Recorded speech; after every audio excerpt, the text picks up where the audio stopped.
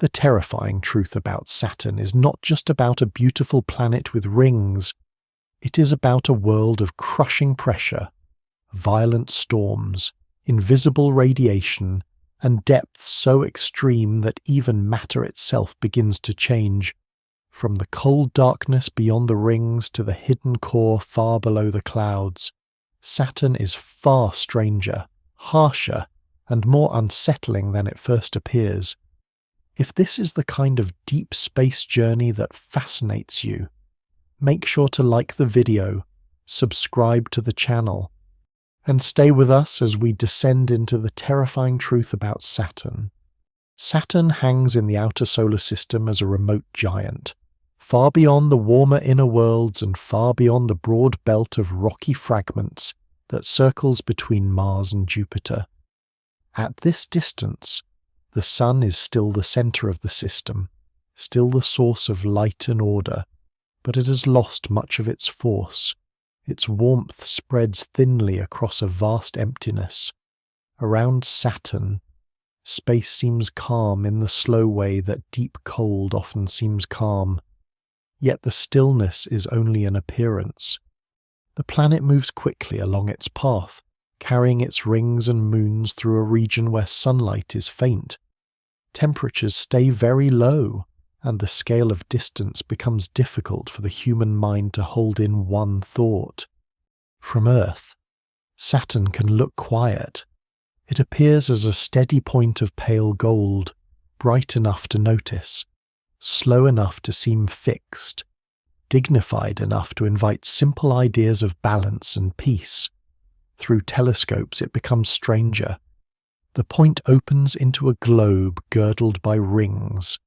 The calm impression remains for a moment, but it does not survive careful study. Saturn is enormous. It is the second largest planet in the solar system. Smaller than Jupiter, but still so large that more than 700 Earth-sized worlds could fit inside its volume. Yet it is not a solid world with a firm surface and a clean edge. Its visible body is a deep envelope of gas, mainly hydrogen and helium, swelling outward into space and inward into pressure, even from a great distance, before any descent into its structure begins. Saturn already unsettles ordinary ideas about what a planet should be. The region around Saturn is defined first by separation. The distance from the Sun is measured not in a few million kilometers, but in more than 1 billion kilometers. Light itself needs well over an hour to cross that span. Signals from spacecraft do the same. Nothing here happens with the immediacy familiar closer to the Sun. Cause and effect feel stretched. Motion is immense, but awareness of motion arrives late. The outer solar system is not empty in an absolute sense. It contains sunlight, dust, magnetic fields, streams of charged particles, and the paths of many moons. Even so, compared with the busy inner regions, it is a realm of broad gaps and long silences. Saturn occupies that emptiness like a moving system of its own, a secondary center built from gravity, ice, gas, and time. Cold governs the outer setting. At Saturn's distance, the energy arriving from the Sun is only a small fraction of what Earth receives. Temperatures in the surrounding region remain extremely low, low enough that water is stable as ice, low enough that many substances familiar as gases nearer the Sun can freeze under the right conditions. This cold does not create lifeless stillness. Instead, it changes what matter can become. Ice can behave like rock. Sunlight can illuminate without warming much. Thin dust can persist in places where liquid water and warm air are impossible. The terrifying quality of Saturn begins here, not with violence seen directly, but with indifference. It exists in an environment where the ordinary protections of warmth, pressure, and solid ground are absent. Saturn completes one orbit around the Sun in nearly 30 Earth years. Its seasons therefore last for many Earth years at a time. The slow seasonal cycle adds to the sense of remoteness. On Earth, a season passes quickly enough to feel familiar. At Saturn, the angle of sunlight changes on a timescale long enough to shape generations of observation. A world with such a year is not only distant in space, it is distant in rhythm. It moves to a clock that barely resembles the one governing human life. Even before examining clouds, storms, or deep interiors, this difference in time makes Saturn difficult to place in ordinary thought. It is not merely far away, it is paced differently. Its path around the Sun is not a perfect circle, though it stays fairly close to one. As it travels, the amount of sunlight it receives changes somewhat, but never enough to lift it out of cold. The planet remains in a domain where solar energy weakens and where internal heat becomes unusually important. That deeper fact belongs to the inner story of Saturn itself. Out here, only the result is visible in broad outline. Saturn is a giant world that cannot be understood simply as a cold body reflecting weak sunlight. Even at this outer distance, there are signs that the planet is active in ways that go beyond what the Sun supplies. It is not dead matter drifting in darkness. It is a working system, large and layered, carrying hidden energy through space. Its mass gives it great authority over its surroundings. Saturn's gravity holds a large family of moons, from giant Titan down to small irregular bodies on distant paths. It governs the famous rings and shapes the movement of dust and ice over a vast surrounding region. A person imagining approach might first think of Saturn as a single object. In reality, it is better understood as the center of a broad gravitational province. To enter Saturn's region is to enter an ordered field of motion. Nothing near it is truly free from its pull. This is another quiet source of unease. The planet does not merely occupy space, it controls it. The outer view also reveals Saturn as a world of low density. Averaged over its whole volume, it is less dense than water. This fact is often repeated because it sounds surprising, yet its deeper meaning is more serious than playful. Saturn is so large, and made so differently from rocky worlds, that common expectations fail at once. A planet can be vast, massive, and dominant, yet still composed mainly of the lightest common elements in the universe. Its grandeur is not the grandeur of stone or iron mountains. It is the grandeur of depth without flaw, pressure without surface, and structure built from layers that grow stranger as one goes inward. Seen from the outer dark, Saturn is beautiful, but the beauty is exact and severe. It is a pale sphere in a region of blackness. Moving in cold light around a distant sun, it marks the beginning of a part of the solar system where familiar scales begin to break apart. Distance becomes too large for instinct. Cold becomes too deep for feeling. Time slows into long cycles. Matter takes forms that do not belong to daily experience. Saturn waits there, not hidden, not rushing, simply existing on a scale that makes human measures seem temporary and local. From this far outside, before rings or clouds are examined in detail, the truth already settles into place. Saturn is frightening not because it is monstrous in appearance, but because it is real, immense, and perfectly at home in a region where almost nothing that supports human life can endure. Sunlight reaches Saturn after a long outward journey across the solar system. It leaves the Sun in every direction, pouring through space in a wide and steady flood. But distance changes what that flood becomes. Near the Sun, light is concentrated. Far away, the same energy is spread thin across a much larger area. By the time it arrives at Saturn, it has weakened greatly. The planet still shines in the dark, But it does not shine because the sun is powerful there. It shines because even weak light, falling on a vast world and on broad rings of ice, can still be seen across enormous distance. At Saturn, day is not bright in the way day is bright on Earth. The sun appears much smaller, reduced from a commanding disk to a hard and distant source of illumination. It still casts light and shadow. It still defines direction. It still gives the whole planetary system a daily contrast between the sunlit side and the side turned away. Yet the strength of that light is deeply reduced.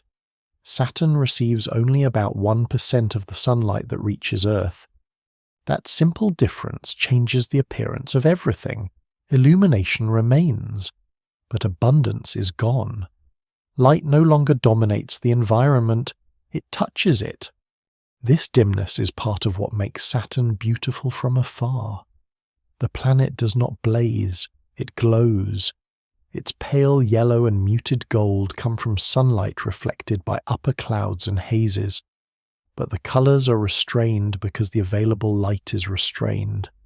Saturn is not a place of sharp brilliance under a fierce star. It is a place where light arrives weakened by distance and then scatters through gas, cloud, and ice. The result is soft at first glance, though the science beneath it is severe. Weak sunlight means low temperatures, slow heating, and a constant limit placed on what the outer layers of the planet can receive from outside. The rings show this clearly. Even without studying their structure in detail, their brightness reveals how efficiently ice can reflect sunlight. The rings do not create light of their own. They take the small amount that reaches Saturn and send part of it outward again. Against the black background of space, that reflected light can seem startlingly strong, but the impression depends on contrast. Black space makes weak light look rich. In truth, the ring system lives under a dim sun. Its brilliance is a performance of reflection, not a sign of warmth. Ice remains ice because the outer solar system does not allow easy melting. The light is enough to reveal the rings, not enough to soften them into anything more forgiving. Shadows around Saturn are therefore especially meaningful. Because the sun is distant, the contrast between lit and unlit regions can become stark. The globe casts a shadow across the rings cast shadows across the cloud tops. The geometry shifts slowly with Saturn's long seasons, and each change reveals the angle of sunlight with unusual clarity. On Earth, light fills the environment in such abundance that shadow often feels secondary. Around Saturn, shadow becomes a structural fact. It marks where the already limited solar energy is absent almost entirely. In those regions, cold deepens further and the appearance of the system changes at once. The small apparent size of the sun also affects the quality of the light. The solar disk at Saturn covers much less of the sky than it does at Earth, which means the incoming rays are more narrowly directed. Yet the visible result at Saturn is not harsh simplicity. Because the planet's upper atmosphere is filled with gases and fine particles that scatter light in complicated ways, haze softens edges, clouds blur transitions. Bands across the planet take on gentle tones rather than sharp boundaries. The source of light is distant and compact, but the receiving medium is layered and diffuse. Saturn's face therefore appears smooth from afar, even though it hides powerful motion and deep structure below. Day and night still exist there, as they do on every rotating planet exposed to the sun. Saturn turns rapidly, completing one rotation in a little more than 10 Earth hours, so the cycle of light and darkness moves fast. A given region passes from day into night and back again quickly by Earth standards. Yet quick rotation does not make Saturn feel lively in a familiar way, because the sunlight driving the cycle is so faint. A Saturnian day is short, but each day unfolds under a cold sun. The planet spins beneath weak illumination, creating a rhythm that is swift in time but subdued in energy. Its seasons are longer and more dramatic in some respects because Saturn's axis is tilted, much like Earth's. That tilt causes one hemisphere to lean toward the Sun and then away from it as Saturn moves along its long orbit. Since one Saturn year lasts nearly 30 Earth years, each season continues for more than 7 Earth years. The slow seasonal change matters greatly for the appearance of the rings and the lighting of the atmosphere. When sunlight strikes the rings at a higher angle, they brighten differently than when it reaches them edge-on. When one hemisphere is favoured, the distribution of light across the globe shifts for years at a time. Even in this dim environment, light remains the organizer of large visible changes. Still, sunlight does not fully explain Saturn. That is part of the unsettling truth carried even by this outer layer of understanding. The planet emits more energy than it receives from the Sun. Observations show that Saturn radiates significant internal heat. In simple terms, it gives off more than weak sunlight alone can account for. This does not make the sunlight unimportant. It remains the source of day, colour, shadow, and the visible face of the upper atmosphere. But it means that the sun is not the whole story. Even in matters of temperature and appearance, Saturn is not merely passively lit from outside. It is active beneath the light. That fact adds a quiet tension to the scene. Under a dim sun, one might expect a giant world to cool into stillness, to reflect a little light and keep little else alive in its visible behaviour. Saturn does not do that. The faintness of sunlight only makes the hidden energy seem more significant. The outer view becomes more disturbing because the weak light does not fall on a dormant object. It falls on a giant system that remains physically alive, carrying heat outward through layers of gas while reflecting the distant sun with deceptive calm. So the truth of sunlight at Saturn is double. It is weak, and that weakness shapes everything visible. It limits warmth, softens colour, lengthens shadow, and gives the planet its faraway austerity. At the same time, the weakness of sunlight reveals something deeper by contrast. Saturn shines too steadily, moves too actively, and radiates too much to be explained by distant solar light alone. The sun reaches Saturn, but only as a thin and fading gift. The rest of the story is already rising from within the planet itself, visible only in the quiet mismatch between how little light arrives and how much living motion remains. Beyond the visible globe of Saturn and beyond the broad shine of its rings, space remains under the planet's control in a way that human eyes cannot directly see. This control comes from Saturn's magnetosphere, the large region around the planet where charged particles move under the influence of its magnetic field. A magnetic field is an invisible pattern of force created by electrical motion deep inside a planet. At Saturn, that field reaches far out into surrounding space and forms a vast structure that guides particles, stores energy, and connects the outer environment to the upper atmosphere. From a distance, Saturn can appear as a quiet body of cloud and ice under weak sunlight.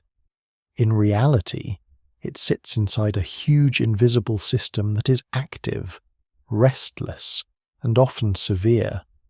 The magnetosphere begins where Saturn's magnetic influence becomes stronger than the pressure of the solar wind. The solar wind is a continuous outward flow of charged particles from the Sun, moving through the solar system at high speed. Even at Saturn's great distance, the solar wind still arrives. It is weaker than it is near Earth, but it remains important. When it encounters Saturn's magnetic field, the flow does not simply pass through unchanged. It is forced to bend around the planet's magnetic domain. This encounter creates a boundary, and beyond that boundary, Saturn's own magnetic environment dominates. The shape of the region is not a perfect sphere. It is compressed on the side facing the Sun and stretched into a long tail on the side facing away, forming a vast invisible cavity in the solar wind. This cavity is enormous. It extends far beyond the planet and rings, far beyond the visible image that most people carry in mind. The scale alone is part of its unsettling nature. A person approaching Saturn would not first encounter clouds or rings in any physical sense. Long before reaching those striking structures, that person would enter a region where unseen forces begin to govern the behavior of matter. Charged particles would already be moving along invisible paths. Energy would already be circulating. The outer appearance of stillness would already be false. Saturn's magnetic field is generated deep inside the planet, most likely by electrical currents in layers of fluid hydrogen under immense pressure. The exact details of the deep interior remain uncertain, but observations show clearly that Saturn possesses a strong global field. One unusual feature is its remarkable symmetry. The magnetic axis lies very close to the rotation axis, more closely aligned than at many other planets. This near alignment has made it harder to measure Saturn's internal rotation through magnetic signals alone, because the usual variations that help reveal rotation are weaker than expected. Observations indicate this unusual symmetry is real, though its full explanation remains uncertain. Even in the invisible outer region, Saturn resists easy understanding. Within the magnetosphere, charged particles come from more than one source. Some arrive from the solar wind, others come from Saturn's own system, especially from its moons and rings. Tiny grains, neutral atoms, and molecules can become electrically charged through sunlight or collisions and then be captured by the magnetic field. Enceladus, though much closer to Saturn than this outer region, contributes material that ultimately spreads through parts of the magnetospheric environment. Water products from that moon become an important ingredient in Saturn's surrounding space. The magnetosphere is therefore not merely a shield against outside influence. It is also a container, collecting and redistributing material from within the Saturn system itself. That material does not remain still. Charged particles spiral around magnetic field lines, bounce between northern and southern regions, and drift around the planet. The motion is structured but never quiet. Invisible currents flow through the system. Plasma, which is gas whose particles carry electrical charge, fills parts of the region. This plasma does not behave like ordinary air. It responds strongly to electromagnetic forces. It can form belts, sheets, and streams. It can be heated, accelerated, or lost into space. Around Saturn, the magnetosphere acts as a machine that continually sorts and moves charged matter. The process is not dramatic in the human visual sense, yet it is relentless. Radiation exists within this environment, though Saturn's radiation belts are generally less intense than Jupiter's extreme belts. Even so, the region can be dangerous. Energetic particles moving at high speeds can damage spacecraft systems and alter materials over time. For living tissue without protection, such an environment would be hazardous. Saturn's outer calm therefore conceals a zone of electrical and particle activity that is hostile to ordinary biological life. The threat is not flame or impact or visible destruction. It is exposure. It is the steady passage of energy through matter in a place without shelter. The magnetosphere also changes with conditions. It is not a rigid shell. The strength and direction of the solar wind can compress it, stretch it, or disturb its internal motion. The supply of particles from within Saturn's system can also alter its structure. Magnetic reconnection, a process in which magnetic field lines break and reconnect, can release stored energy and drive bursts of movement. This process is observed in many magnetized plasma environments across the solar system and beyond. At Saturn, it contributes to the sense that the surrounding space is not passive emptiness, but a dynamic extension of the planet's own behavior. One of the clearest visible signs of this invisible region appears at high latitudes in the form of auroras. Auroras occur when charged particles travel along magnetic field lines into the upper atmosphere and excite atoms and molecules, causing them to emit light. At Saturn, these auroral displays often shine in ultraviolet and infrared wavelengths, though some visible light is also possible. They mark places where the magnetosphere connects to the atmosphere below. The glowing ovals near the poles are not decorative features. They are traces of electrical exchange between deep planetary magnetism, surrounding plasma, and upper atmospheric gases. Even beauty here is evidence of bombardment. The ring system interacts with the magnetosphere as well. Ring particles can absorb charged particles and influence the distribution of plasma. This means the bright icy rings are not only reflective structures in sunlight, they also help shape the invisible electrical environment around the planet. Saturn's system is tightly linked. Matter, light, and force pass into one another's domains. The outer magnetic region cannot be treated as isolated from the visible Saturn below. It already belongs to the planet's layered whole. What makes this region quietly terrifying is its refusal to match human instinct. Empty space seems as though it should be empty. Darkness seems as though it should mean absence.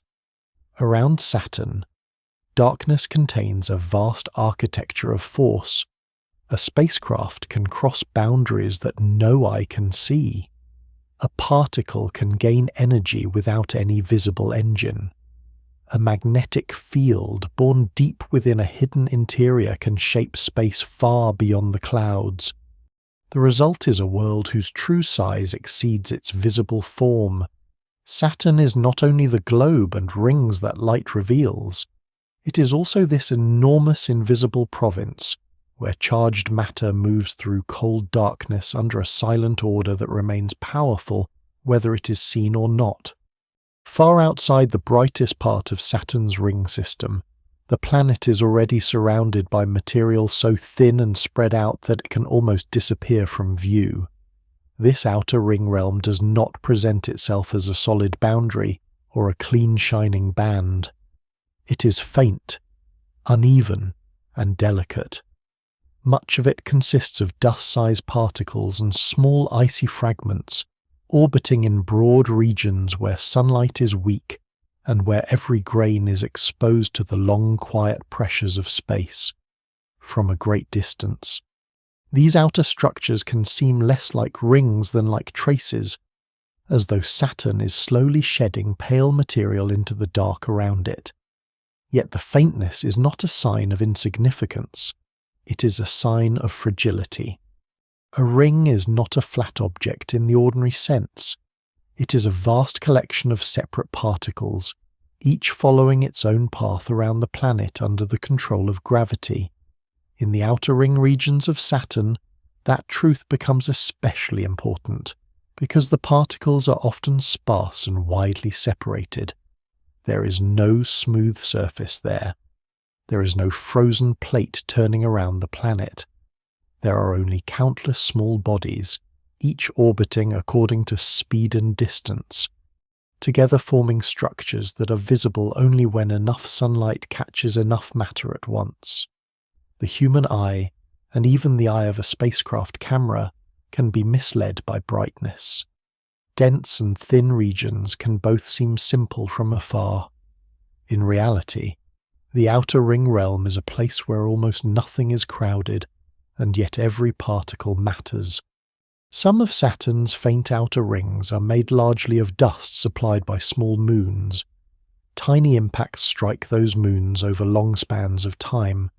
Each collision, even when minor, can release fine material into surrounding space. If the particles leave the moon with enough speed, they can enter orbit around Saturn itself.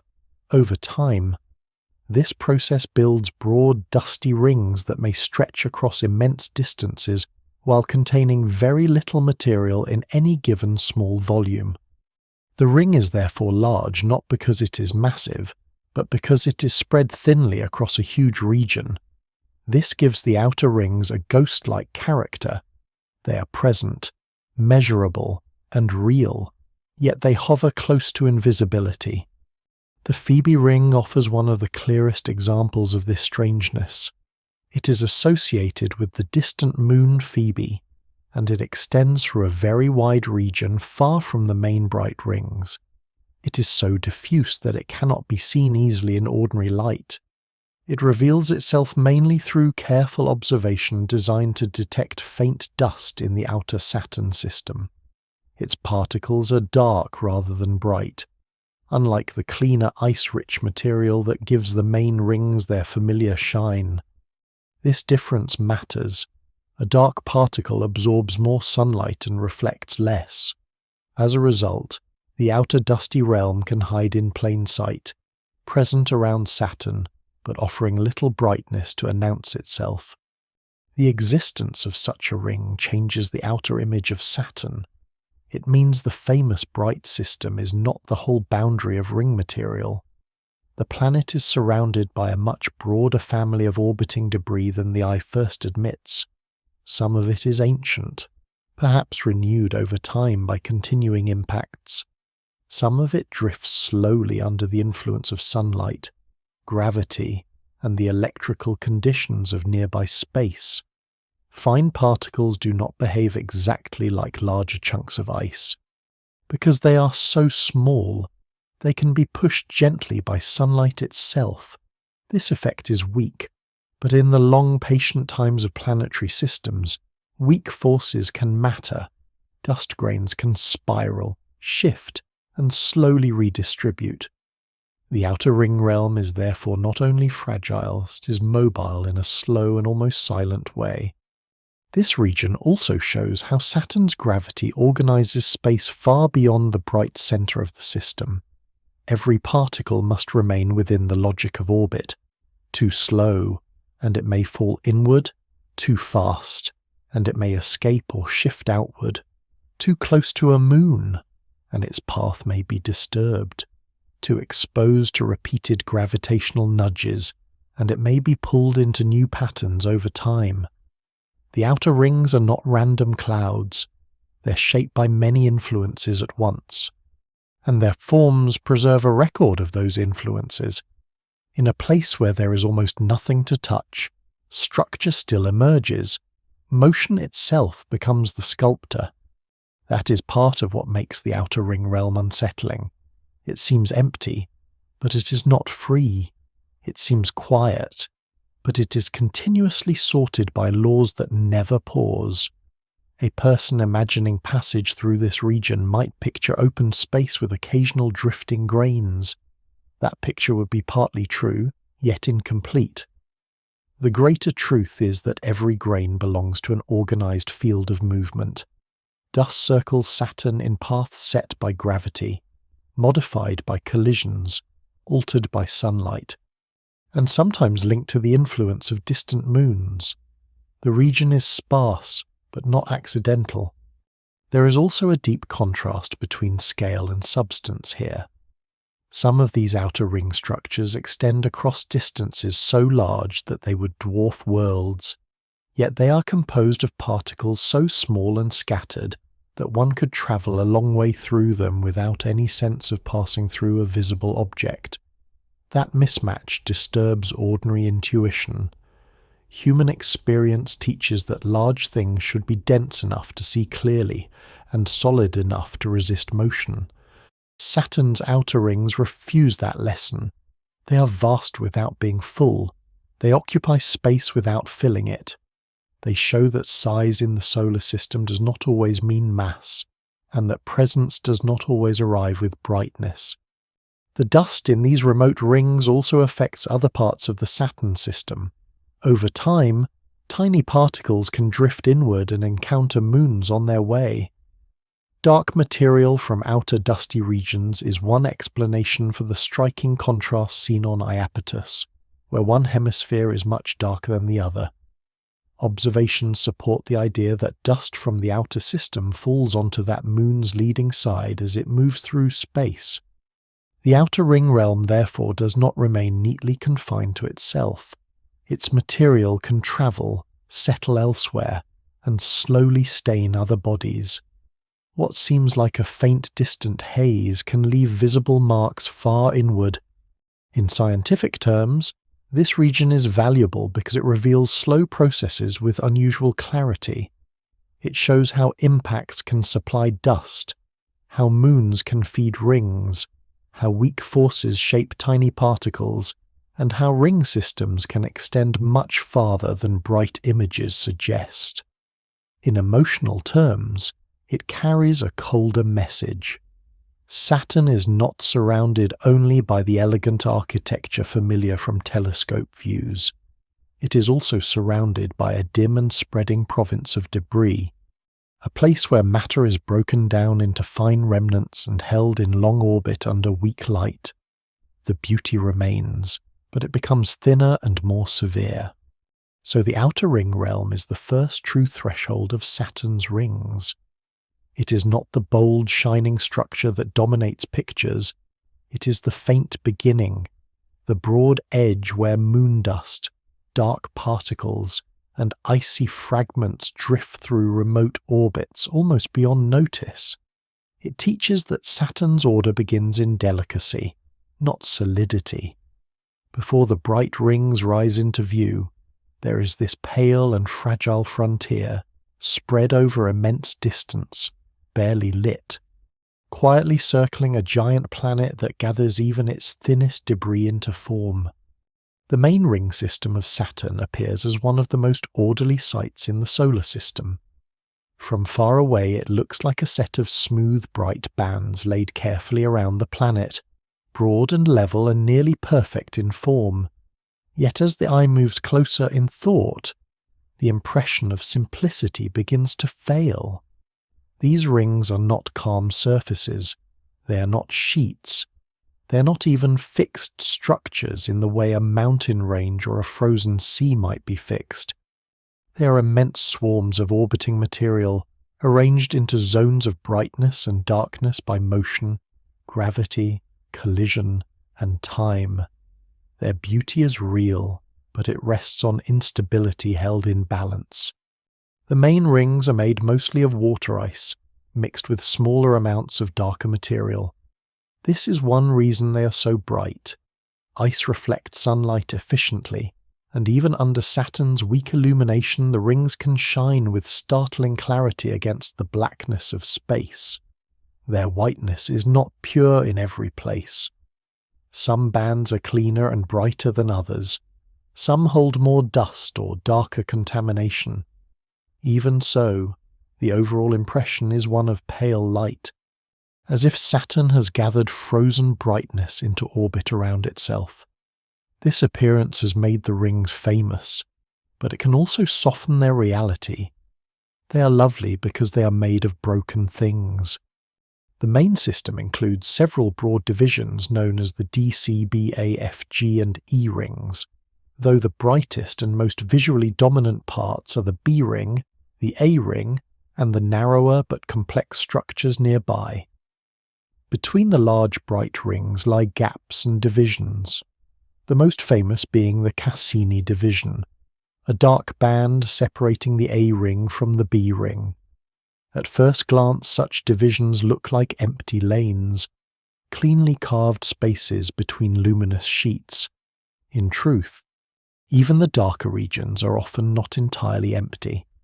They may contain much less material, smaller particles, or structures too faint to stand out strongly at ordinary viewing angles.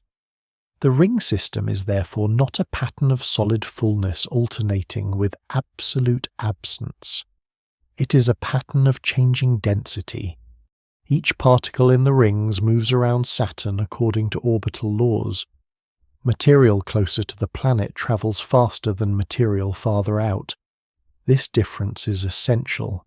It means the rings cannot behave like a rigid disk. If they tried to turn as one solid object, the inner parts and outer parts would conflict immediately. Instead, the ring system survives as an ordered crowd of separate orbits.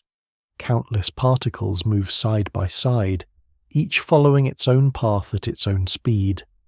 And together they create the visible bands. The rings seem still in images because human viewing times are short, but the true condition of the rings is continual motion. That motion creates structure. When particles orbit at different speeds, they pull on one another, collide, and exchange momentum. Nearby moons also exert repeated gravitational influences that can strengthen waves, sharpen edges, or help clear gaps. A resonance is a repeating gravitational pattern in which one orbiting body affects another at regular intervals. In Saturn's rings, resonances with moons can organize matter into striking forms. Spiral density waves ripple through the rings like grooves traced into ice. Though no solid carving tool exists, the pattern is produced by gravity acting again and again over time. What looks decorative is mechanical. The Cassini division gives a strong example of how deceptive the rings can be. It appears as a broad, dark separation, and for many observers it seems to divide the ring system into two clean parts. Yet the division is not a simple empty cut. It contains ringlets, thin bands of material, and varying concentrations of particles. It is shaped in part by gravitational interactions with the moon Mimas, whose repeated pull helps disturb or remove material from certain orbital zones. The darkness of the division therefore reflects a dynamic history rather than a clean absence. Even a gap is active. The A ring and B ring each have their own character. The B ring is generally the brightest and most opaque major section, packed more densely with icy material. Light does not pass through it easily. The A ring, farther out, is somewhat less dense and reveals more internal structure under close observation. Ringlets, narrow gaps, and wave patterns make it far more intricate than the broad label suggests. The eye likes to simplify planetary rings into a few bright bands. Nature does not. At close range, the main rings are closer to weather than architecture. They shift, interact, and record force in motion. Thickness is another source of surprise. The main rings extend across hundreds of thousands of kilometers in width, yet in many places they are astonishingly thin relative to that vast span, often only tens of meters thick. Though local variations occur, this contrast between width and thickness makes them among the flattest large structures known in the solar system. A gigantic system can therefore be almost paper-thin in comparison with its breadth. That flatness is maintained by collisions among particles, which gradually reduce large vertical motions and help keep the material near Saturn's equatorial plane. The rings are not rigidly pressed flat from above and below. They flatten themselves through constant interaction. Collisions in the rings are usually not catastrophic in the way impacts between large worlds are catastrophic. Ring particles often meet at relatively low speeds compared with planetary collisions. They bump, scrape, stick briefly, separate again, or shatter into smaller pieces depending on their size, composition, and relative motion. These endless minor encounters are one of the hidden engines of ring structure. They dissipate energy, smooth some disturbances, and help sort the system into its thin layered form. The main rings remain recognizable not because nothing happens within them, but because so much happens. Over and over, within stable limits. Questions remain about the age of the rings. Observations suggest they may be younger than Saturn itself, perhaps formed from the breakup of a moon or icy body, though the full history remains uncertain. Some evidence points toward relative youth because the rings appear unusually bright and clean, while other considerations complicate that picture. Material can be renewed, polluted, spread, or lost over time. The rings therefore stand not only as a present structure but also as a puzzle of origin and survival. Their splendor may be temporary on cosmic timescales. That possibility gives the main ring system an added fragility.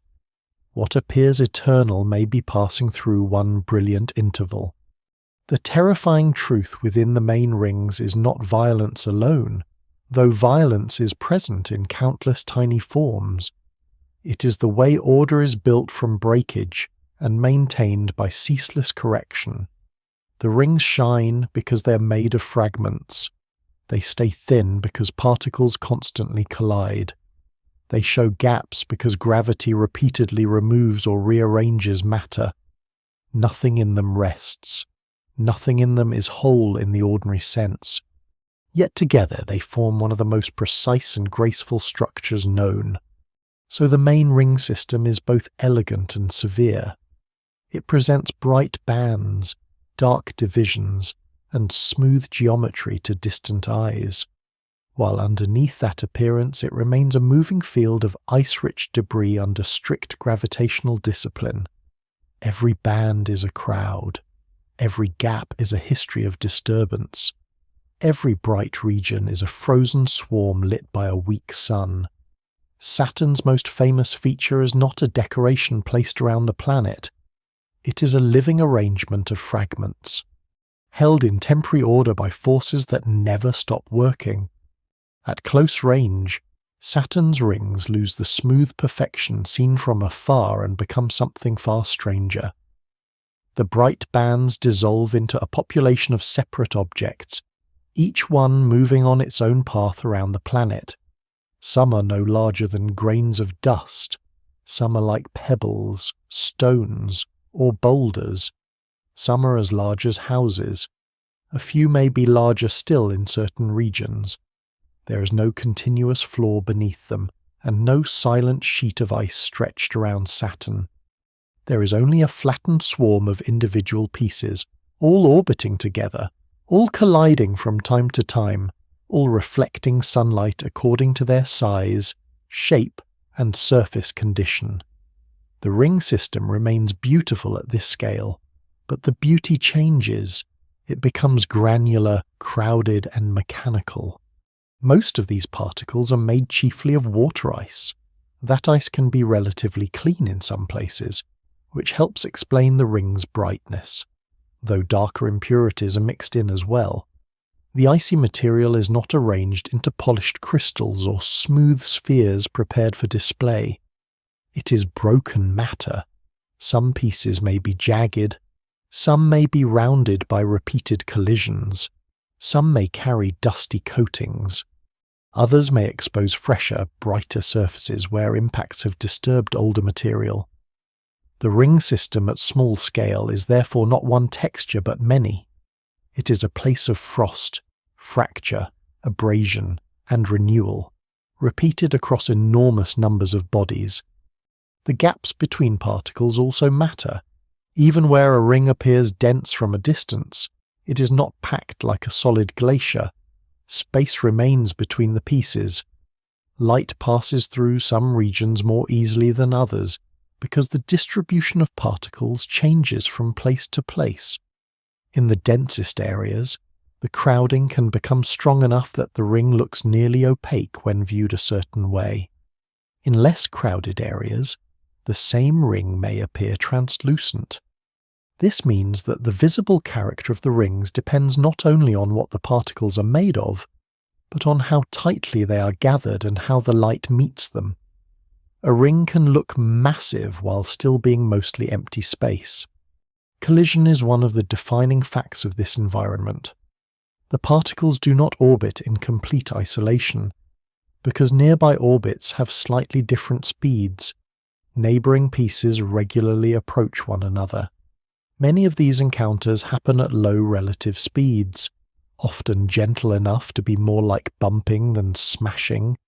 Even gentle contact matters when it happens again and again across vast spans of time. Such encounters redistribute motion, alter spin, chip edges, raise dust, and help keep the ring system flattened into a thin plane. The calm appearance of the rings is maintained partly by this endless soft violence. Not all collisions are gentle. In some circumstances, relative speeds can become high enough to fragment weaker bodies or break apart temporary clumps. Ice is strong in some ways under cold conditions, but repeated impacts and changing stresses still wear material down. This creates a balance between growth and destruction. Small particles can stick together briefly under the right conditions, forming loose aggregates. Aggregates are temporary clusters of smaller pieces held together weakly, often by low-speed contact and mutual gravity. Yet the same cluster may later be torn apart by tidal forces, by fresh impacts, or by the changing motions of nearby material. In this sense, the rings are not made only of particles, they are also made of events. The size distribution of ring particles tells an important story. Fine dust is present, but in many of the main bright rings it does not dominate the mass. Larger icy chunks carry much of the substance. Dust is easier to move by sunlight and electromagnetic effects, and it can be lost more readily over time. Larger pieces are more stable against such influences, though they remain vulnerable to collision and slow reshaping. Observations indicate that the rings contain a broad range of particle sizes, rather than one typical standard size repeated everywhere. This diversity helps create the complex optical and physical behavior seen in spacecraft measurements and telescope observations. Self-gravity adds another subtle layer. Although Saturn's pull governs the whole ring system, the particles can also attract one another weakly at close range. In denser regions, this can lead to temporary elongated clumps called self-gravity wakes. These are not permanent objects. They are local structures in which particles gather into loose crowded patterns under their own mutual attraction, while the larger orbital motion around Saturn keeps stretching and disrupting them. The result is a ring that can appear smoother or rougher depending on viewing angle. Because the particles are not distributed evenly at every moment, even within a broad bright band, the matter may be arranged into countless shifting small-scale textures. Temperature in the rings remains very low, but low temperature does not mean inactivity. Under dim sunlight, icy particles warm and cool as they rotate or pass into shadow. The planet's shadow crossing the rings creates rapid changes in illumination for some material. Thermal behavior can influence surface texture, the sticking of fine frost, and the way particles emit heat. Cassini observations have shown that ring particles do not all respond identically to changing light. Some may be fluffier, more porous, or more irregular than others. A porous object contains empty spaces within it, making it less compact than a solid block. This matters because a porous icy body handles heat and collision differently from a dense one. Surface age also varies. Fresh impacts can expose brighter, cleaner ice, while older surfaces may gather darker contamination from meteoroid dust.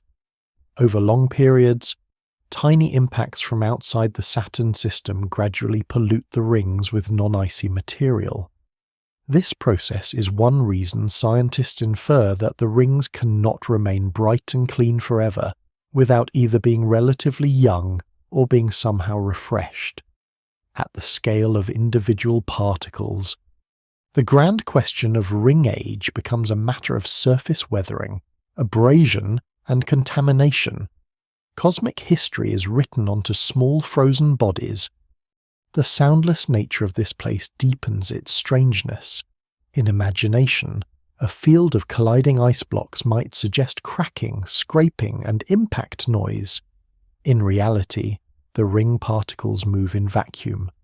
Collisions happen without the carrying power of air.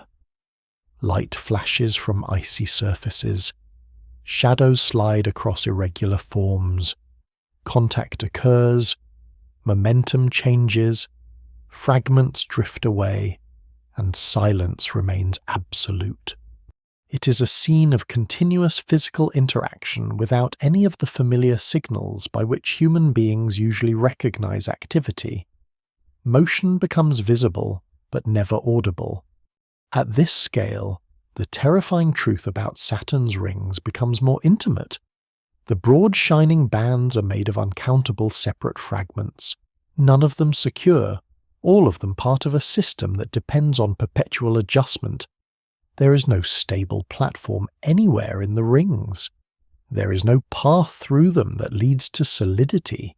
The eye that once saw smooth order now sees a cold traffic of ice-rich bodies, each one obeying orbital law, each one subject to collision, drift, clumping, and breakage. The grandeur remains, but it is now the grandeur of fragmentation. So the close view of ring particles replaces elegance with detail and detail with unease. Saturn's rings are built from icy pieces that range from dust to large blocks, moving through black space in a thin, crowded plane. They shine because sunlight strikes broken matter. They survive because collisions both damage and regulate them. They form patterns because gravity sorts them without rest. At the smallest visible scale, the rings cease to look like an ornament and become what they truly are. A vast frozen swarm, delicate in structure, relentless in motion, and never complete.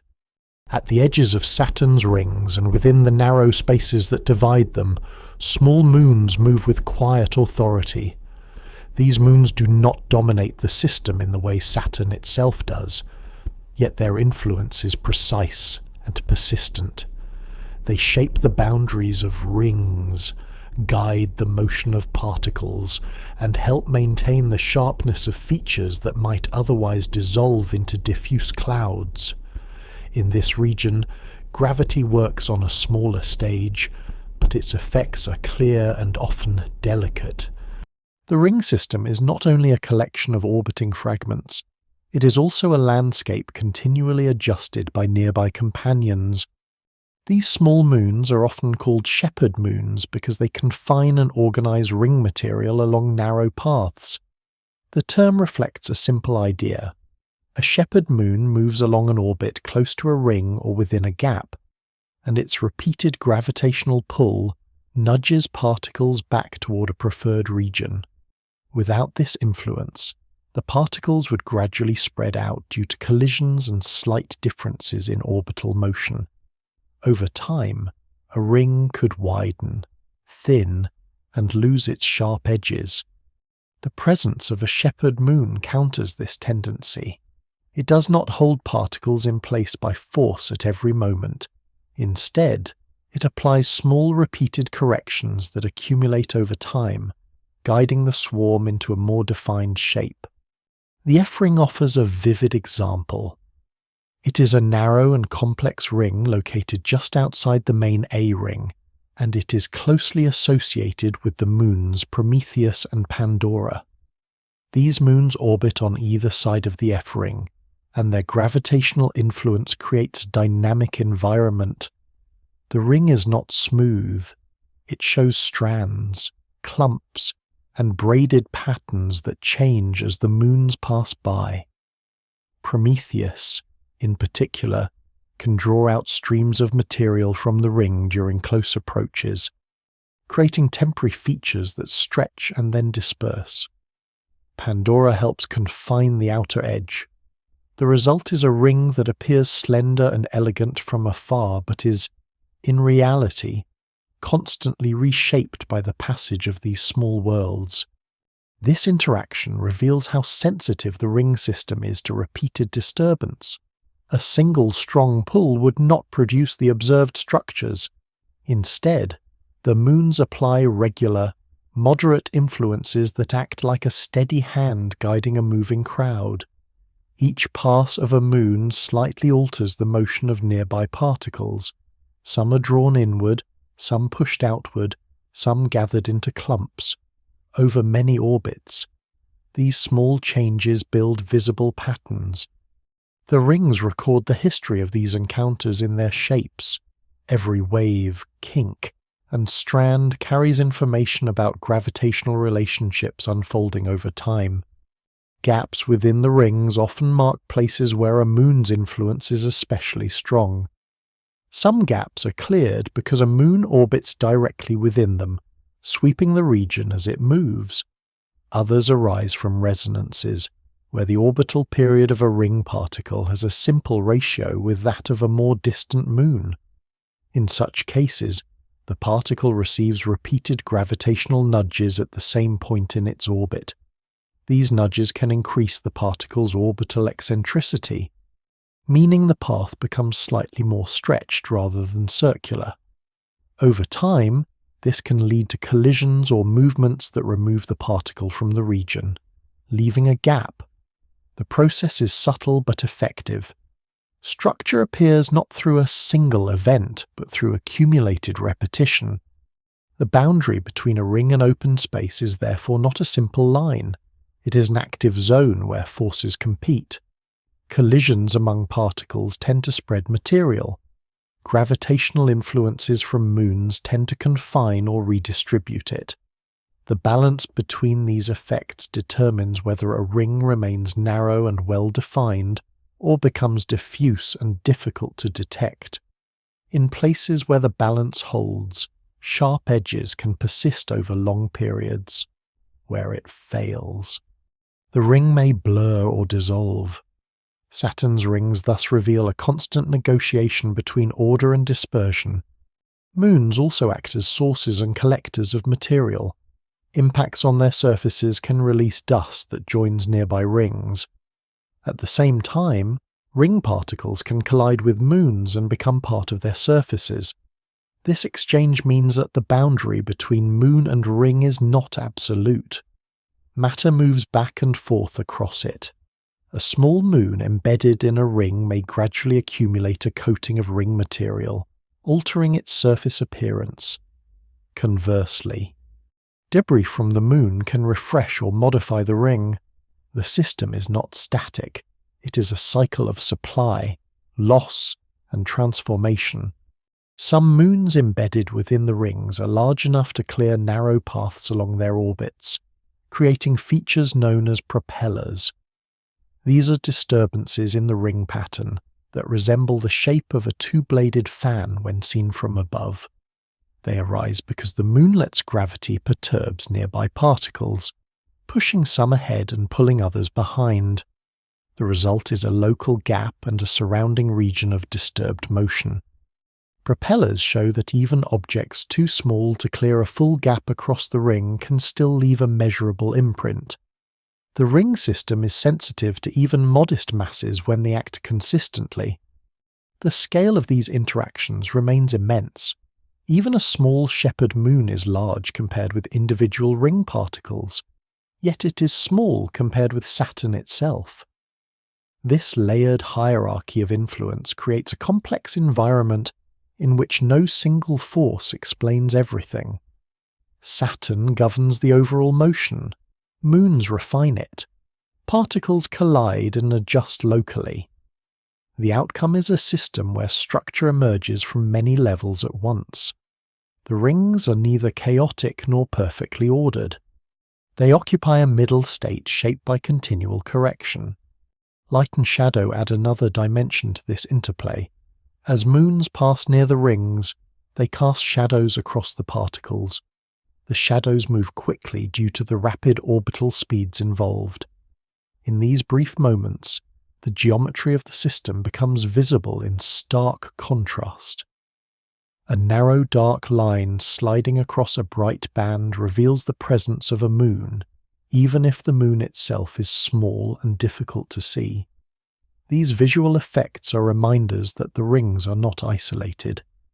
They are part of a shared environment where objects interact through both gravity and light. The terrifying aspect of this region lies in its precision and its fragility. The rings appear stable when viewed from a distance, but their structure depends on continuous adjustment by moons that are themselves in motion. Remove or alter these influences, and the rings would change. Edges would blur. Narrow features might widen or vanish. Patterns would shift. The apparent permanence of the rings is therefore conditional.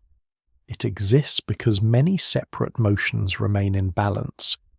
The system is resilient in some ways, yet dependent on the ongoing presence of its guiding bodies. This dependence does not imply weakness in a simple sense.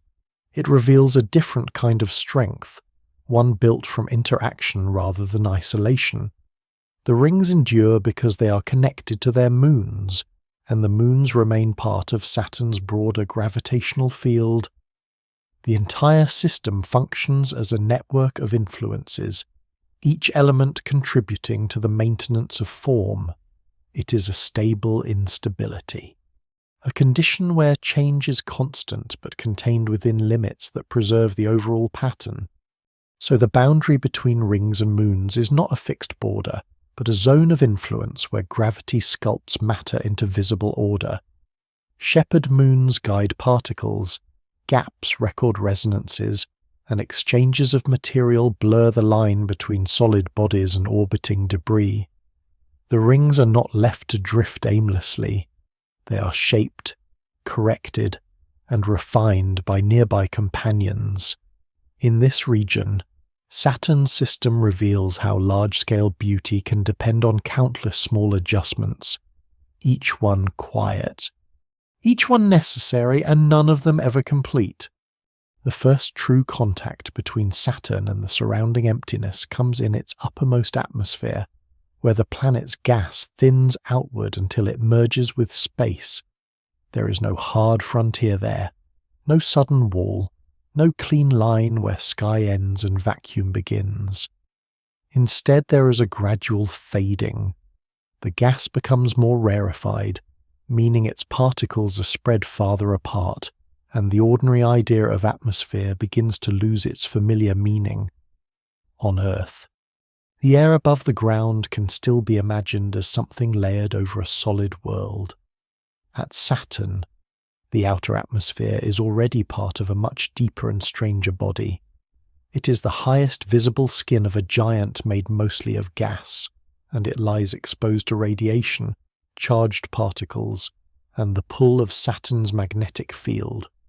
This upper edge is composed mainly of hydrogen and helium, the two lightest common elements in the universe. They dominate Saturn as a whole, and they remain dominant here, though traces of other substances also matter. At these heights, the gas is thin enough that sunlight, energetic particles, and chemistry can alter it in ways that shape the appearance and behavior of the layers below. Molecules can be broken apart by solar radiation. Atoms can be ionized, which means electrons are removed and the particles become electrically charged. Once charged, they respond more readily to Saturn's magnetic environment. The upper atmosphere is therefore not simply a quiet outer blanket. It is an active boundary where light, matter, and electrical forces meet. Temperature in this region behaves in a way that can seem surprising. Even though Saturn lies far from the Sun and receives weak sunlight, parts of the upper atmosphere are warmer than simple solar heating alone would predict. Observations indicate that extra energy reaches these heights through additional processes, including the effects of auroral activity and the movement of waves from deeper layers. The exact balance of these heating processes remains uncertain, but the result is clear. Saturn's upper atmosphere is not merely cold gas fading into darkness.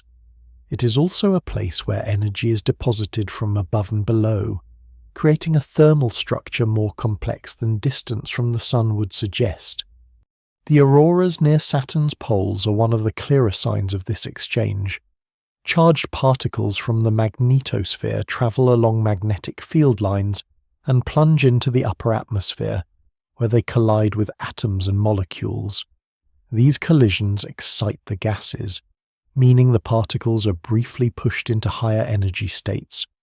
When they return to lower states, they emit light around Saturn.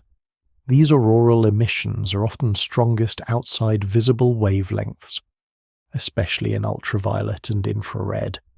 Though their physical meaning is the same as at Earth, they mark sites where the invisible magnetic environment above transfers energy directly into the atmosphere. The upper air glows because it is being struck and stirred. This region is also shaped by the planet's rapid rotation. Saturn turns quickly, completing a rotation in a little more than 10 Earth hours.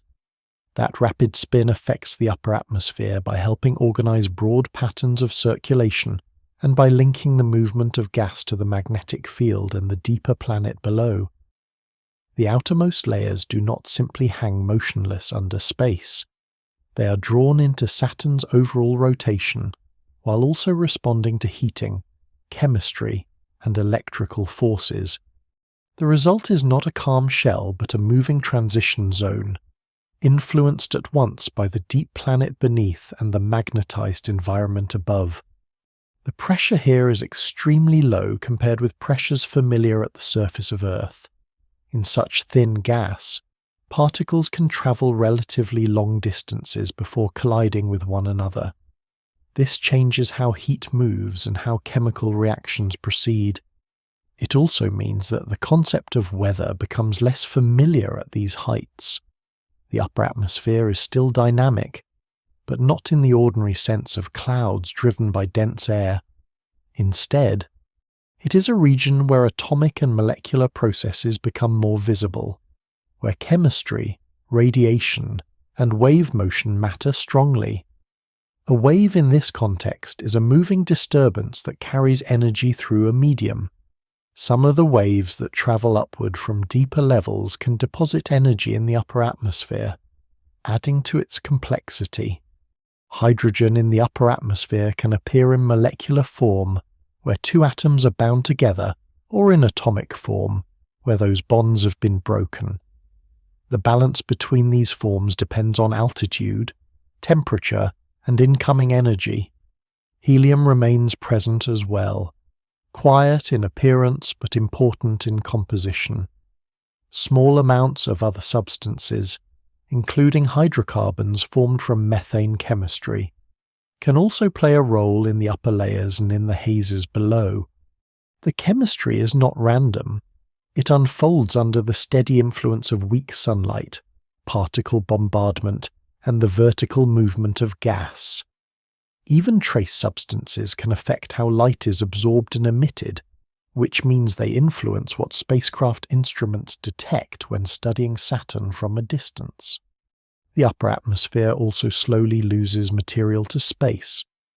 Light gases at high altitude can escape if they gain enough energy, though the process is not rapid enough to empty Saturn in any meaningful human timescale. More important is the fact that this outer edge is not sealed. It breathes in a planetary sense. Material can be ionized and swept along magnetic paths. Neutral particles can drift outward. External material from the ring system and moons can interact with these upper layers as well. The exchange is subtle, but it reminds us that Saturn's atmosphere is not isolated from the rest of its system. Even here, boundaries are porous. The light seen from these heights is often soft and indirect. There is no firm horizon as there would be above a rocky world. Instead, there is a thinning glow, a broad transition in which the golden tones of Saturn fade upward into darker shades and then into blackness. Sunlight scatters through high gases and faint hazes, creating smooth changes rather than sharp visual edges. Yet the softness of the view conceals harsh conditions. Radiation arrives through near vacuum. Charged particles descend from the magnetosphere, Temperatures respond to complicated heating rather than simple warmth. The upper atmosphere looks gentle because it is thin, not because it is safe. Its terrifying quality lies in this contrast. It is the nearest part of Saturn to open space, and therefore the least sheltered. There is no surface there to stand on, no dense air to breathe, no stable thermal comfort, and no protection from the invisible energy flowing through the region. It is a place where a planet begins without ever properly beginning, where gas becomes sky, and sky becomes space through gradual loss of substance. Human instinct looks for an edge and finds none. It looks for air and finds air too thin to support life. It looks for stillness and finds a field of chemical and electrical activity. So Saturn's upper atmosphere edge forms a skin that is both delicate and exposed. It is built mainly from hydrogen and helium, heated by more than sunlight alone, connected to the magnetosphere by auroras, and shaped by chemistry, rotation, and wave energy. It marks the first true layer of the planet itself, yet it still belongs partly to space. In that unresolved condition lies much of its power. Saturn does not begin with a surface. It begins with thinning gas under invisible bombardment. A fading outer skin that glows, shifts, and yields slowly inward without ever becoming solid. Below the highest reaches where Saturn's atmosphere fades into space, the planet begins to show a more recognizable face. This is the realm of haze and cloud tops, the level that gives Saturn much of its visible appearance when seen through telescopes and spacecraft cameras. From afar, these layers seem soft, pale, and almost simple. Bands of muted gold and cream wrap around the globe. Subtle changes in brightness mark zones of rising and sinking gas. The eye can follow the broad horizontal pattern and believe it understands what it sees. Yet this visible face is only the upper expression of a deeper atmospheric system. The haze and cloud tops are not a surface. They are a shifting skin of suspended particles and condensed chemicals, lit by weak sunlight and shaped by motion from below. The upper haze consists of tiny particles spread through the atmosphere above the main visible clouds. A haze differs from a cloud in that its particles are often smaller and more diffuse, producing a broad veil rather than a sharply defined layer. On Saturn, this haze helps soften the planet's appearance. It mutes contrasts and reduces the boldness of color bands that might otherwise appear more distinct. The light that reaches Saturn is already weak, and when it scatters through these fine particles it becomes gentler still. The planet's face takes on a calm and almost washed character, even though powerful circulation continues beneath. In this way, the haze acts as both a visible feature and a disguise. The particles in this upper veil are created by chemistry driven by sunlight and atmospheric mixing. Methane, though much less abundant than hydrogen and helium, plays an important role. Under the influence of solar radiation, methane molecules can break apart and participate in reactions that form more complex hydrocarbons. These products can condense into fine particles or contribute to smog-like layers high in the atmosphere. The process is slow compared with the dramatic weather of a rocky planet, yet over time it builds the diffuse upper covering that helps define Saturn's colour and brightness. The gentle look of the planet is therefore partly the product of chemical alteration under cold light. Beneath the haze lie the cloud tops, where temperature and pressure allow certain substances to condense into visible layers. Condensation means that a gas changes into liquid droplets or solid particles when conditions become suitable. At Saturn's upper cloud levels, ammonia is thought to be one of the main condensing substances. This creates clouds of ammonia ice in the higher visible atmosphere. Deeper down, Other compounds, such as ammonium hydrosulfide and water, are expected to form clouds at greater pressures and temperatures, but those deeper layers remain hidden beneath the upper deck. In this present region, the highest cloud tops reveal mainly the outermost part of a much thicker vertical structure. These ammonia clouds do not form a single smooth shell. They appear in bands, patches, and streaks shaped by Saturn's circulation. Some latitudes are brighter because rising gas cools and encourages cloud formation. Other latitudes are darker because gas sinks, warms, and suppresses condensation, allowing a clearer view into deeper and often darker levels. This pattern creates the belts and zones seen across the planet. A belt is generally a darker band, and a zone is a brighter one, though the exact appearance can vary with lighting and local conditions. The terms describe broad atmospheric regions rather than rigid permanent objects. They are part of a living circulation system that moves heat and material around the planet. The cloud tops themselves are not tranquil. Even where the broad bands appear smooth, the gas is in motion. Winds carry cloud material around the planet at high speed. Small storms can brighten, fade, merge, or disappear. Vortices, which are rotating regions of fluid, can twist the clouds into ovals or subtle swirls. Yet Saturn's haze often softens the contrast of these features compared with the more dramatic appearance of Jupiter. Saturn seems calmer at first glance because much of its visible activity is hidden behind a pale veil. The atmosphere presents moderation while concealing force. Color in this region remains restrained. Saturn is not richly painted in strong reds, blues, or greens.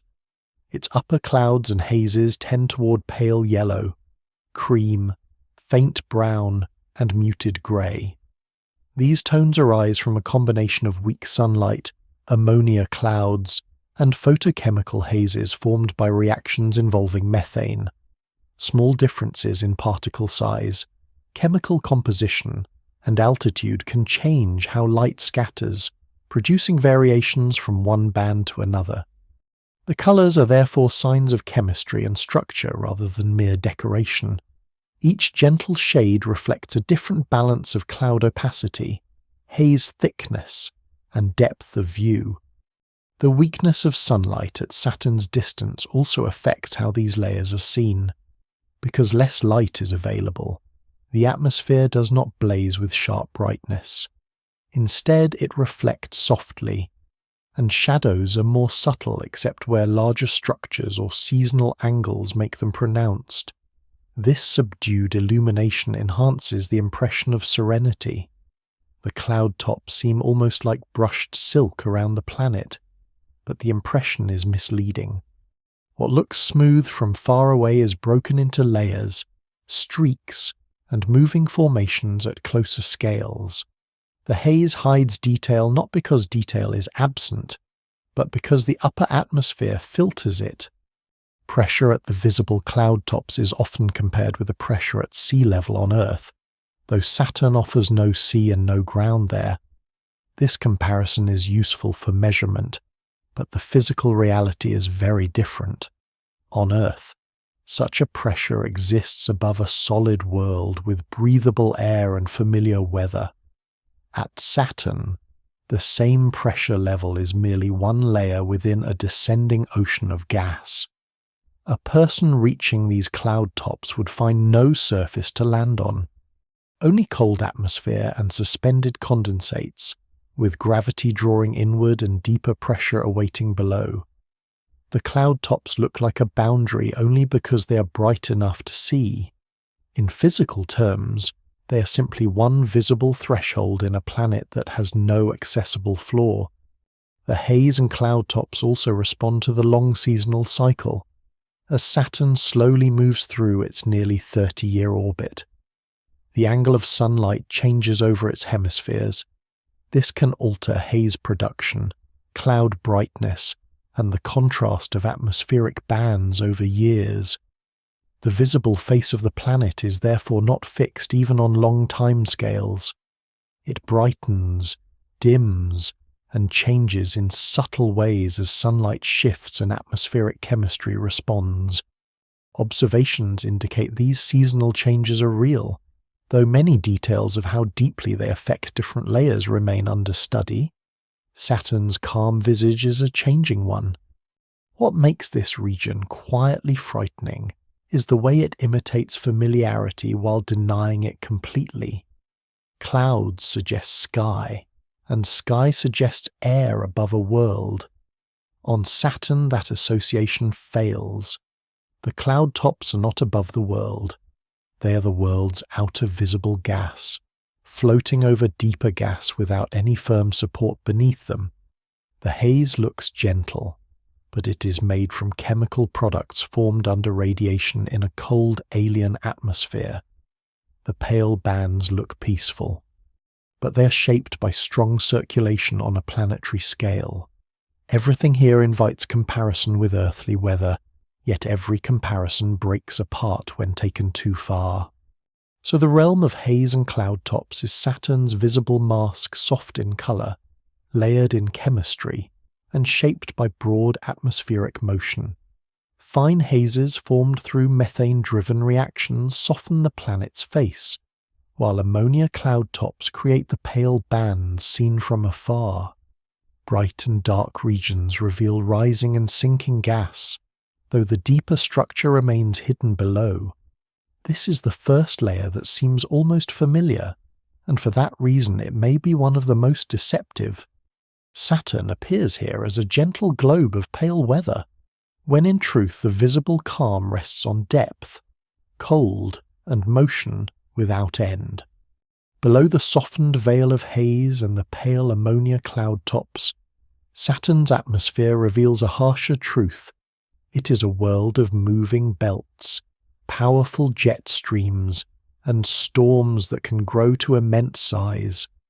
The calm face seen from afar depends partly on distance and partly on concealment. Within the visible atmospheric bands, gas races around the planet at extraordinary speeds. The flow is organized into eastward and westward currents that wrap around Saturn in alternating zones, shaping the broad striped appearance of the globe. These currents are called jet streams, narrow bands of especially fast-moving air within a larger atmosphere. On Saturn, they do not trace a small part of the weather. They dominate it. The winds in Saturn's upper atmosphere are among the fastest in the solar system. Near the equator, measured wind speeds can exceed 1,000 kilometers per hour, and in some regions they may be even higher depending on altitude and method of observation. These are not occasional gusts or storm bursts in the earthly sense.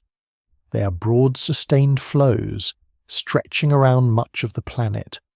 A cloud feature caught within one of these currents can be carried along with immense speed, while the planet itself continues rotating beneath the same sky in just over 10 Earth hours. The result is an atmosphere where motion is layered on motion, rapid planetary spin, strong zonal winds, and local storms all unfolding at once. These wind belts divide Saturn into alternating bands of different behavior. Some bands are places where gas tends to rise, others are places where gas tends to sink. Rising gas cools as it expands, encouraging cloud formation and giving some regions a brighter appearance. Sinking gas warms as it descends, often reducing visible cloud and revealing darker levels below. This pattern helps explain the belts and zones seen from space. But the visible contrast is only the surface expression of a deeper circulation. Saturn's atmosphere is not merely rotating, it is overturning, redistributing heat and material both upward and downward, while winds sweep it sideways around the planet. The strength of these jets raises an important question. Why is Saturn so fast? Part of the answer lies in internal heat. Saturn emits more energy than it receives from the Sun, and this extra heat helps drive convection. the process in which warmer material rises and cooler material sinks. Convection supplies motion to the atmosphere from below. Rapid rotation then organizes that motion into east-west bands through the Coriolis effect. The tendency of moving fluid to curve because the planet is spinning. The exact balance between internal heating, rotation, atmospheric composition, and seasonal sunlight remains an active subject of study. But the large result is clear. Saturn's weather is powered from within as much as, and in some ways more than, from above. Storms form within this organized flow, and when they appear they can be immense. Some are small, bright convective outbreaks, local towers of rising gas punching upward into the higher cloud layers. Others grow into broad disturbances that spread across large latitudinal bands. From orbit, these storms can appear as bright white patches against Saturn's muted background, standing out because fresh cloud material rises from deeper levels and reflects more sunlight. The whiteness is a signal of vertical motion. Something from below has broken through.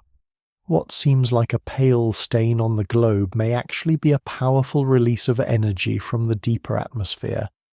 Among the most remarkable events in Saturn's storm history are the periodic giant storms, sometimes called Great White Spots. These rare disturbances can grow until they encircle much of the planet in latitude, disturbing winds and cloud structure over enormous distances. They do not happen every year. Instead, they seem to appear on timescales linked broadly to Saturn's long seasonal cycle, though the exact triggering conditions remain uncertain. When one erupts, the atmosphere that once looked smooth becomes visibly disrupted. Bright convective towers rise, turbulent wakes spread. Lightning has been detected in association with some of these storms, showing that powerful electrical activity can develop deep within Saturn's thick atmosphere. The quiet giant suddenly reveals itself as violently alive. Lightning on Saturn is a reminder that these storms are not superficial markings. Electrical discharge requires strong separation of charge, likely produced by turbulent convective processes in deeper cloud layers, especially where water clouds may exist far below the visible tops. The flashes detected by spacecraft and radio instruments indicate that material is rising, mixing, freezing, and colliding on a scales large enough to build substantial electrical fields. A storm on Saturn is therefore not only a pattern in clouds, it is a vertical engine reaching down into hidden depths and upward into the visible atmosphere, linking layers through violent transport of energy and matter. Yet even outside these dramatic outbreaks, Saturn's atmosphere remains restless. Smaller storms appear, stretch under wind shear, and fade. Wind shear is the change in wind speed or direction across a distance, and on Saturn it can tear cloud systems into long streaks or bend them into arcs. Eddies, which are swirling pockets of fluid, form where neighbouring currents interact. Some survive for long periods, others are quickly absorbed into the larger flow. The visible weather is therefore a constant negotiation between local turbulence and global order. Jet streams establish the framework, but storms and eddies continually test its boundaries. One reason Saturn can seem less chaotic than Jupiter is that its haze layers soften contrasts and hide some of the structure. The turbulence is real, but much of it is muted by the upper atmosphere's filtering effect. A powerful storm can therefore emerge from what looked like a calm, pale band, as if violence had been concealed inside fabric. This concealment adds to the planet's unease. Saturn does not advertise the full intensity of its weather. It often shows only the softened upper traces of much deeper motion. Temperature differences across Saturn's atmosphere are not as strongly driven by sunlight as they are on Earth. Because sunlight is weak and internal heat is significant, this changes the logic of weather. On Earth, storms are often tied closely to strong solar heating contrasts, oceans, and land surfaces. Saturn has no land, no sea in the earthly sense, and a much greater role for heat rising from the interior. Its winds therefore belong to a different system, one in which deep planetary energy and rapid rotation create enduring belts far larger than anything in terrestrial weather. The atmosphere behaves less like a thin shell over a surface and more like the visible part of a deep fluid body. The terrifying truth in this region is not only that Saturn is windy, it is that the winds are planetary in scale and built into the body of the world itself. There is nowhere to stand outside them. No mountain interrupts them. No continent redirects them. They circle a giant globe of gas with almost uninterrupted reach, carrying storms through bands that can last for years and giant disturbances that can alter a hemisphere's appearance. The atmosphere looks soft because it is made of cloud and haze, but its motion is severe, disciplined, and immense. So Saturn's storm belts and winds reveal the active machinery beneath the planet's pale exterior. Jet streams race around the globe at tremendous speed.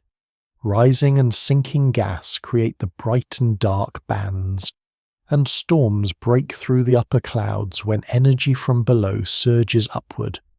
Great disturbances can spread across the planet, while smaller eddies and streaks constantly reshape the visible face.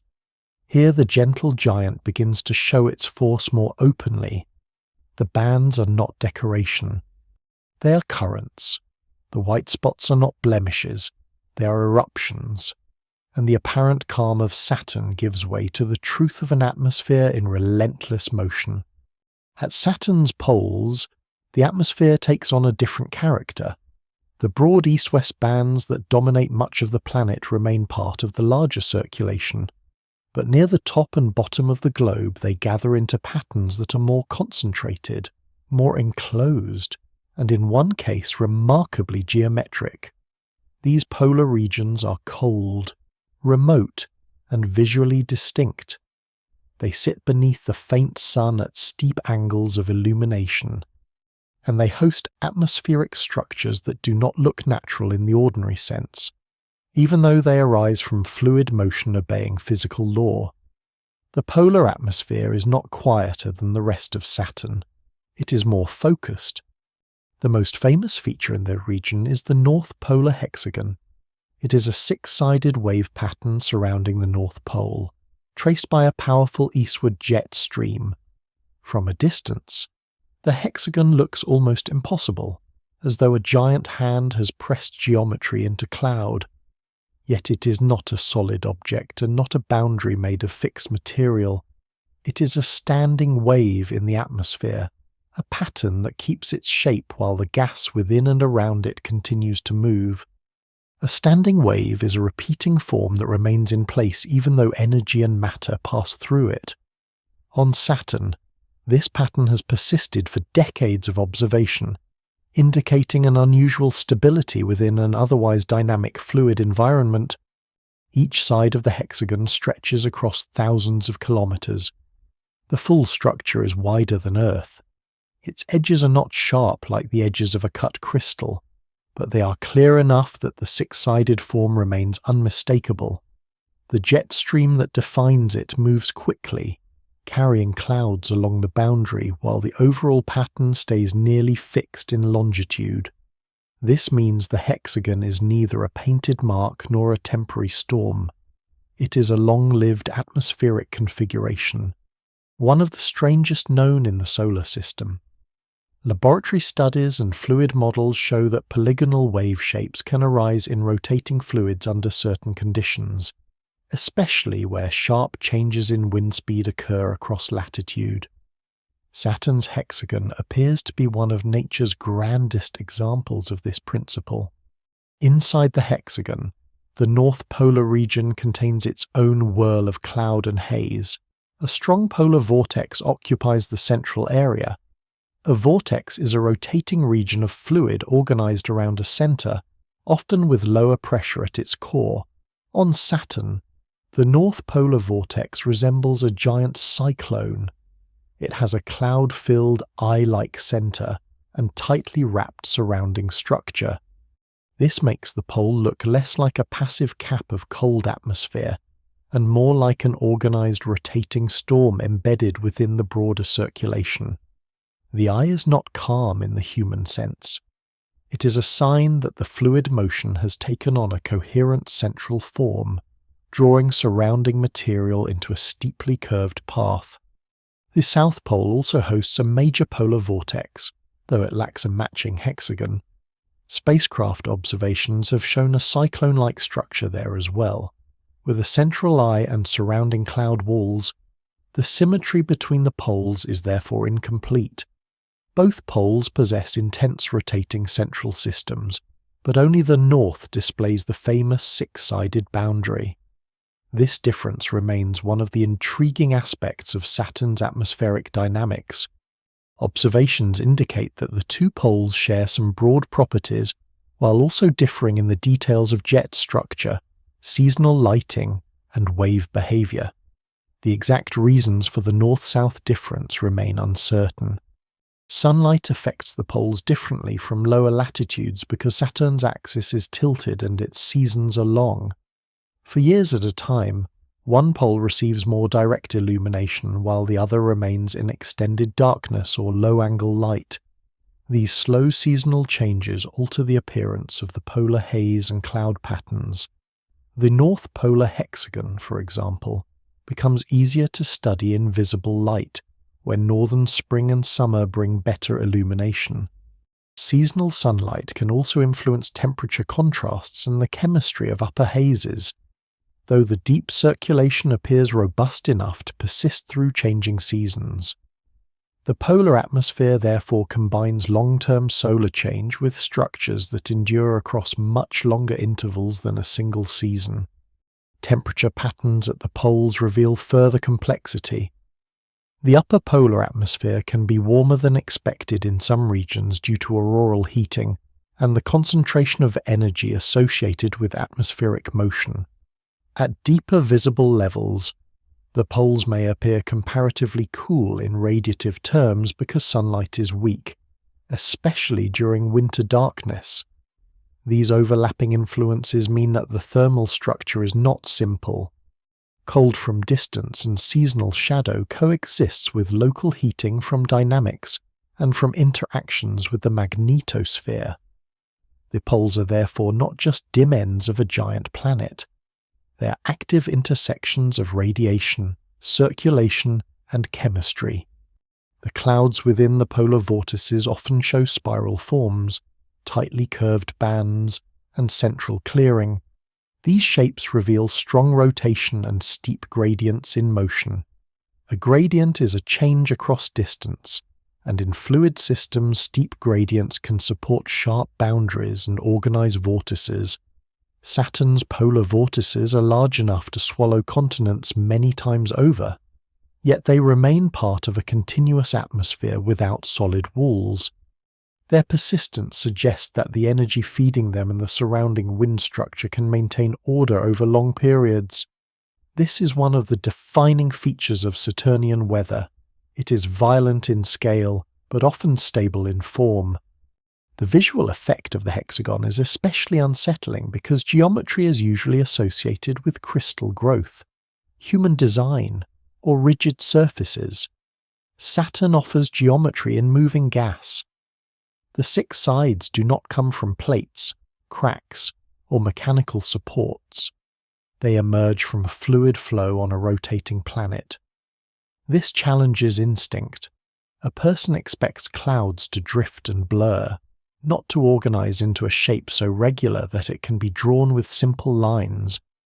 The more clearly the pattern is understood as a wave, the stranger it becomes, because the explanation does not make it less extraordinary.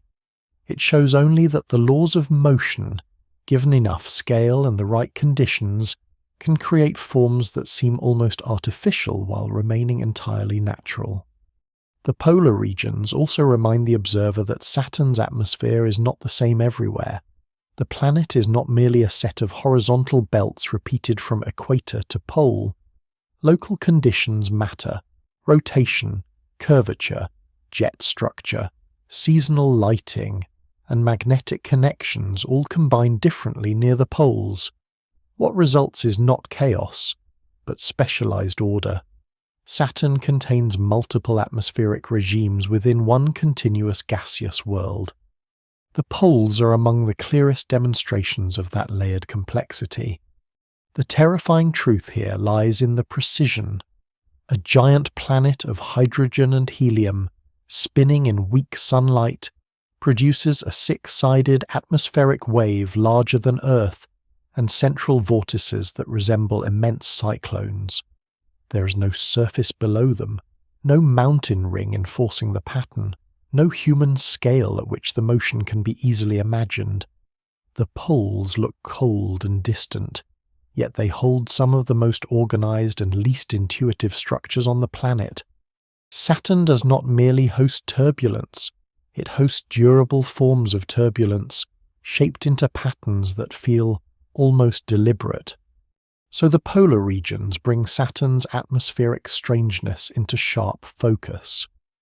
The North Polar hexagon stands as a persistent six-sided wave surrounding the pole. While both poles contain powerful cyclone-like vortices with deep rotating structure, seasonal light changes their appearance, auroral processes add energy, and the surrounding winds maintain forms that can endure for decades. Here the planet's beauty becomes severe and uncanny. The poles are not quiet endings of the globe. They are concentrated expressions of motion, where Saturn's atmosphere arranges itself into shapes that seem impossible until they are seen, measured, and allowed to remain real. Below the visible cloud tops and below the dramatic belts and polar structures, Saturn enters a region that no camera can directly see.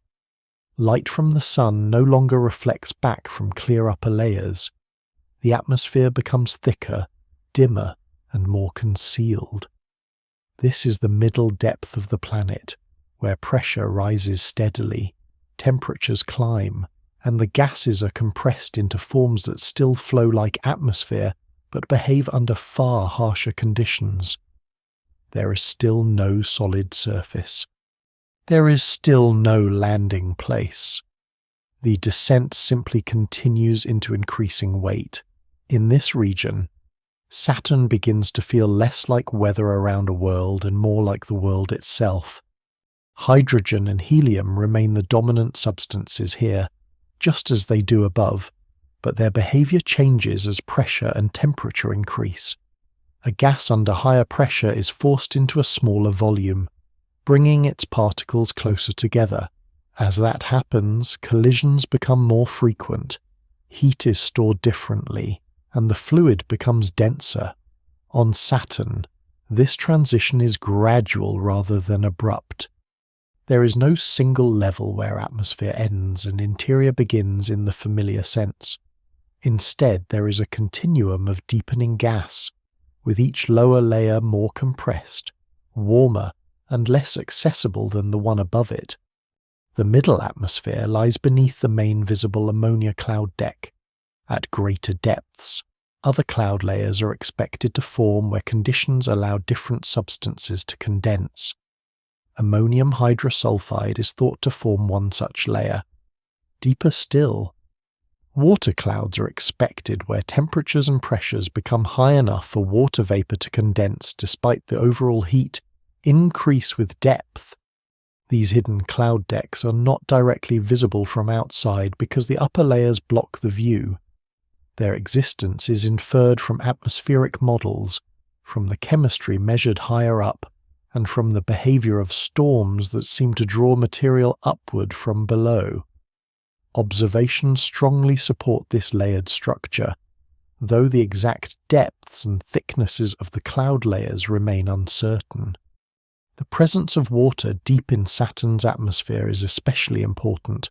Water is heavier than hydrogen, helium, ammonia, and methane, and it plays a major role in convection when it condenses and releases latent heat. Latent heat is energy stored during a change of state and released when vapor becomes liquid or ice.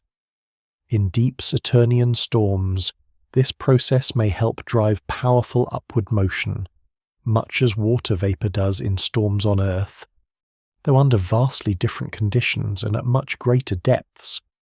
The middle atmosphere is therefore not passive. It stores the ingredients for vertical instability, hidden beneath the quieter, visible layers above.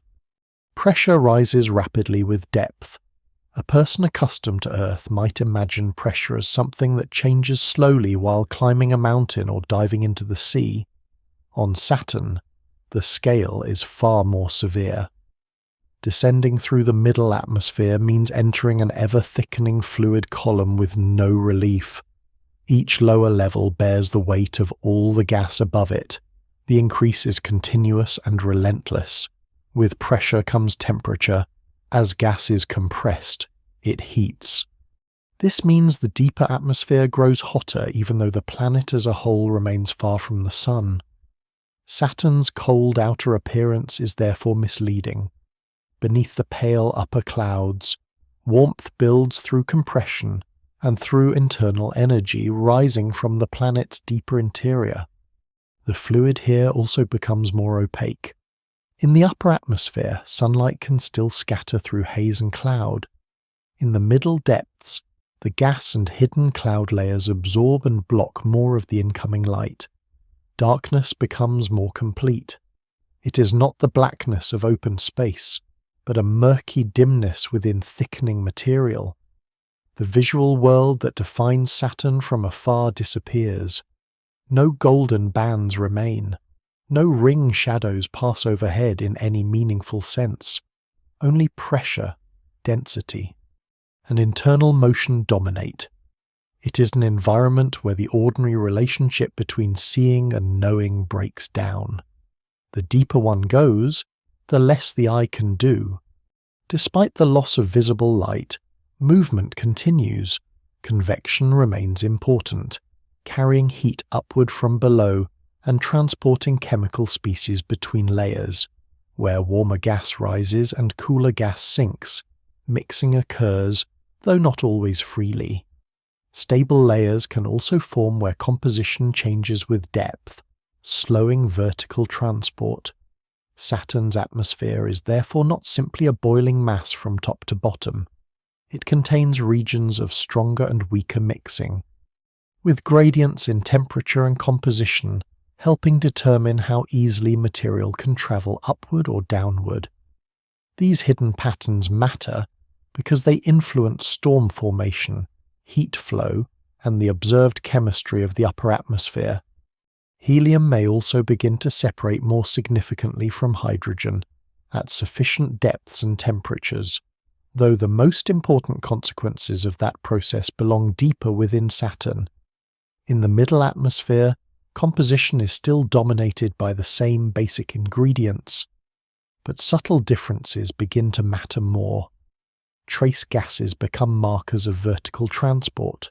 If methane, ammonia, phosphine, or water-related compounds appear higher than expected, they can reveal upward mixing from these deeper regions.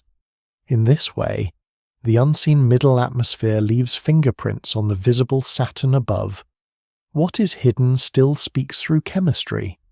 Winds that dominate the upper visible atmosphere may extend downward for great distances, though not unchanged. Measurements from gravity data and atmospheric modelling suggest that some of Saturn's zonal flows penetrate deep below the cloud tops, perhaps thousands of kilometres, before gradually weakening. This means the middle atmosphere is not isolated from the jet streams above. The deep gas may still participate in the broad-banded circulation, carrying the logic of Saturn's stripes into darkness. At the same time, increasing density and changing electrical properties with depth begin to alter how fluid motion behaves. The atmosphere remains continuous, but its character slowly shifts. The sense of falling without arrival becomes especially strong in this region. Above, the cloud tops at least offer visible structure. Here, even that is gone. There is only deeper gas, deeper heat, and greater pressure. Human instinct expects descent to end at ground, rock, or liquid surface. Saturn denies all three in any ordinary form. The middle atmosphere is a place where that denial becomes undeniable. It is not empty, and it is not thin. It is overwhelmingly full, yet still not solid. Matter surrounds completely, but no support appears. That contradiction is one of the most disturbing truths about giant planets. This region also marks the point where Saturn's identity as a gas giant must be taken seriously in physical terms, not just as a label. The phrase can sound abstract when applied to a distant planet seen through a telescope. Here it becomes concrete.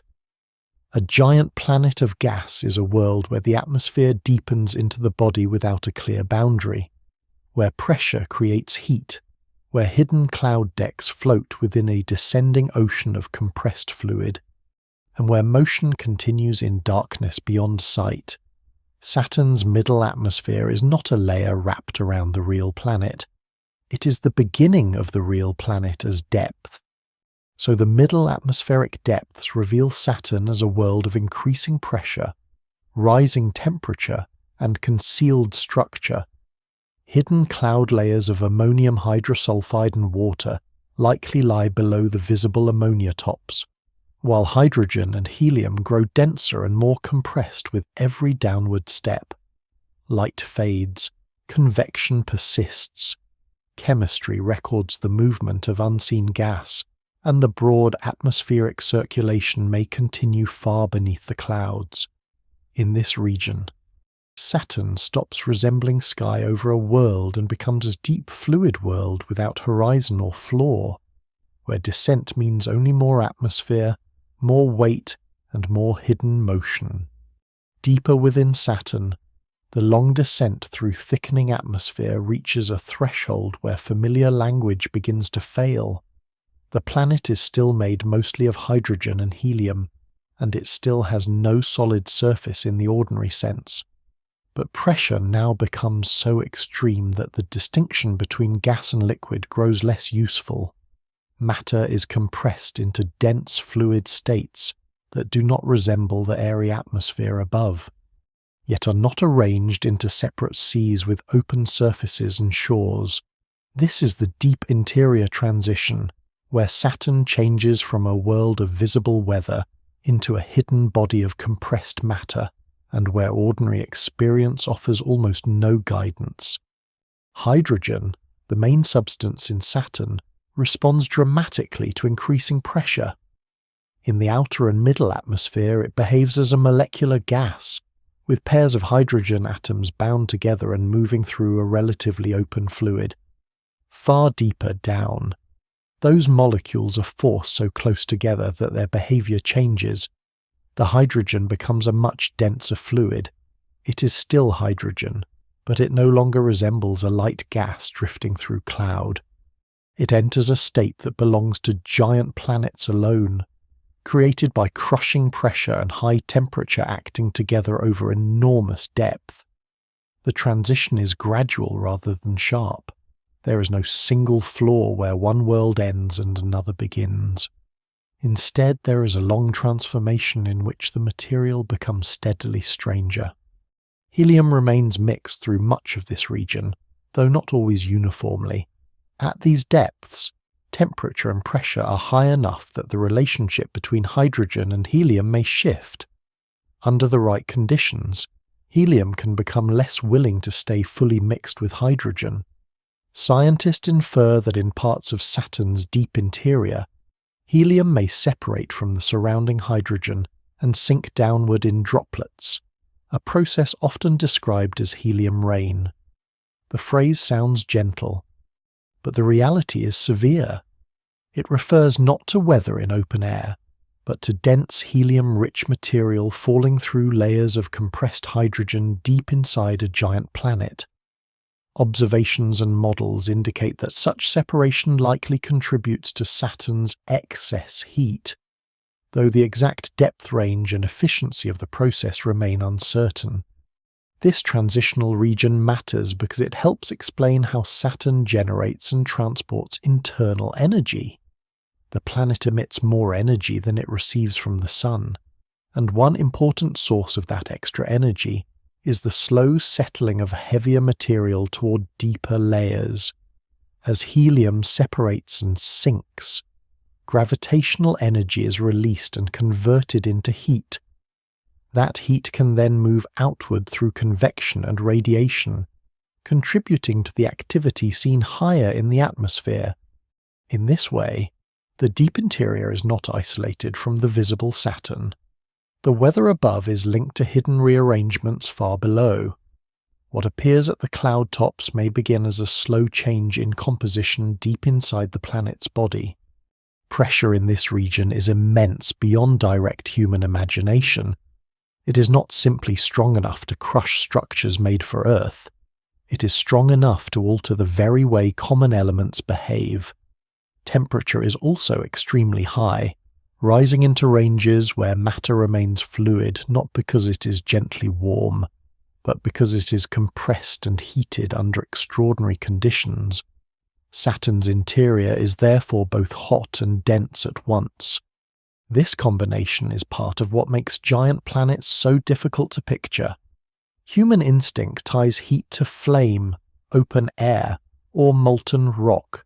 Here, heat exists inside vast dark fluid layers made mainly of the lightest element in the universe, driven into unfamiliar forms by pressure rather than by proximity to the Sun.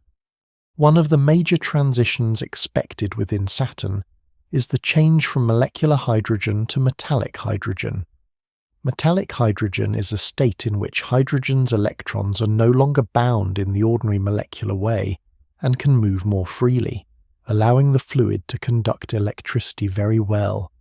It is called metallic not because it becomes solid metal like iron, but because it shares an important electrical property with metals. In Saturn, this change is thought to occur at great depth where pressure is high enough to force hydrogen into this conductive state. The exact depth and sharpness of the transition remain uncertain, but the existence of such a layer is strongly supported by models and by the fact that Saturn possesses a strong global magnetic field, which likely depends on electrical motion within these deep conductive fluids. This is the point where Saturn ceases to be understandable as atmosphere alone. The deep interior transition is a shift into material that behaves like a planetary body in the fullest sense. It flows, convects, carries heat, and likely supports the electrical currents that help generate the magnetic field stretching far into space. Yet it still offers no ground, no crust, and no stable platform. The deeper one goes, the more massive and decisive the material becomes, but the less it resembles anything solid. Saturn remains a fluid giant all the way through this transformation, even as its fluid becomes denser, hotter, and more electrically active. The transition is also important for Saturn's overall shape and gravity. A planet is not only what it looks like from above, its internal density distribution determines how strongly it pulls on nearby objects and how it responds to rapid rotation. Saturn's visible flattening, wider at the equator and slightly compressed at the poles, reflects its fast spin and its fluid nature. Deep inside, where matter becomes denser, those same forces continue to matter. The structure is not static. Layers can shift, mix, separate, and transport energy. Measurements of Saturn's gravity field and ring seismology, the study of wave patterns in the rings caused by oscillations inside the planet, provide clues to this hidden arrangement. Those clues suggest a complex interior rather than a simple stack of neat shells. Darkness is complete in this region. No sunlight penetrates here in any meaningful way. The rings, the cloud bands, and the distant sun have vanished entirely from the physical reality of the environment. Only internal heat remains. The fluid is under such pressure that even the idea of falling changes meaning. There is still an inward direction toward denser layers, but no open space exists through which something can fall freely as it would through air. Everything is immersed in dense material. Motion happens through buoyancy, convection, settling, and flow rather than through ordinary descent. Saturn's inner transition is therefore not a cave, a sea, or a chamber. It is a continuous body of hot compressed fluid, in which matter itself is changing character. Its terrifying quality lies in that change. Hydrogen, so familiar as a light gas in stars and laboratories, becomes something nearly alien under enough pressure. Helium, usually imagined as an inert and harmless gas, may separate and sink in dense rain. Electrical conductivity rises. Heat is released by slow internal sorting. The deep planet reveals that common elements can become extraordinary when trapped inside enough mass. Saturn is not frightening because it hides monsters or sudden disasters. It is frightening because physics, given enough scale, transforms simplicity into strangeness. So the deep interior transition marks Saturn's passage from thick atmosphere into dense planetary fluid. Molecular hydrogen is compressed toward unfamiliar states. Helium may separate and sink through the interior, and the conditions approach those required for metallic hydrogen, the conductive fluid linked to Saturn's magnetic field. Pressure and heat climb together, while the visible world above disappears entirely. Here the giant planet becomes most unlike ordinary worlds. It is no longer sky, yet not ground. It is a vast hidden body of compressed matter, changing state under its own weight and carrying the first clear signs of the even deeper Saturn below. Deep within Saturn, below the hidden transition where hydrogen becomes denser and more conductive, the planet's internal heat and rapid rotation begin to reveal themselves not through direct sight, but through their effects on everything above. This region cannot be photographed. No instrument can descend into it and send back a simple image. Yet scientists know it must be active, because Saturn radiates more energy than it receives from the Sun, because its magnetic field exists, because its winds extend deeply below the clouds, and because subtle measurements of gravity and ring motion preserve traces of movements inside the planet. In this region, Saturn becomes readable only through indirect signs. The unseen interior declares itself through consequences. Saturn's internal heat is one of the clearest of those signs.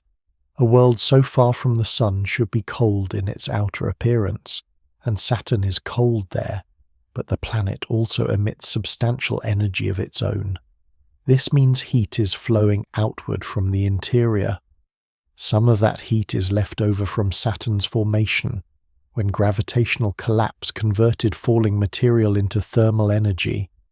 Over billions of years, that original heat slowly leaks away.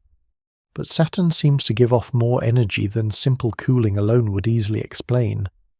This is why processes such as helium separation in deeper layers are considered important.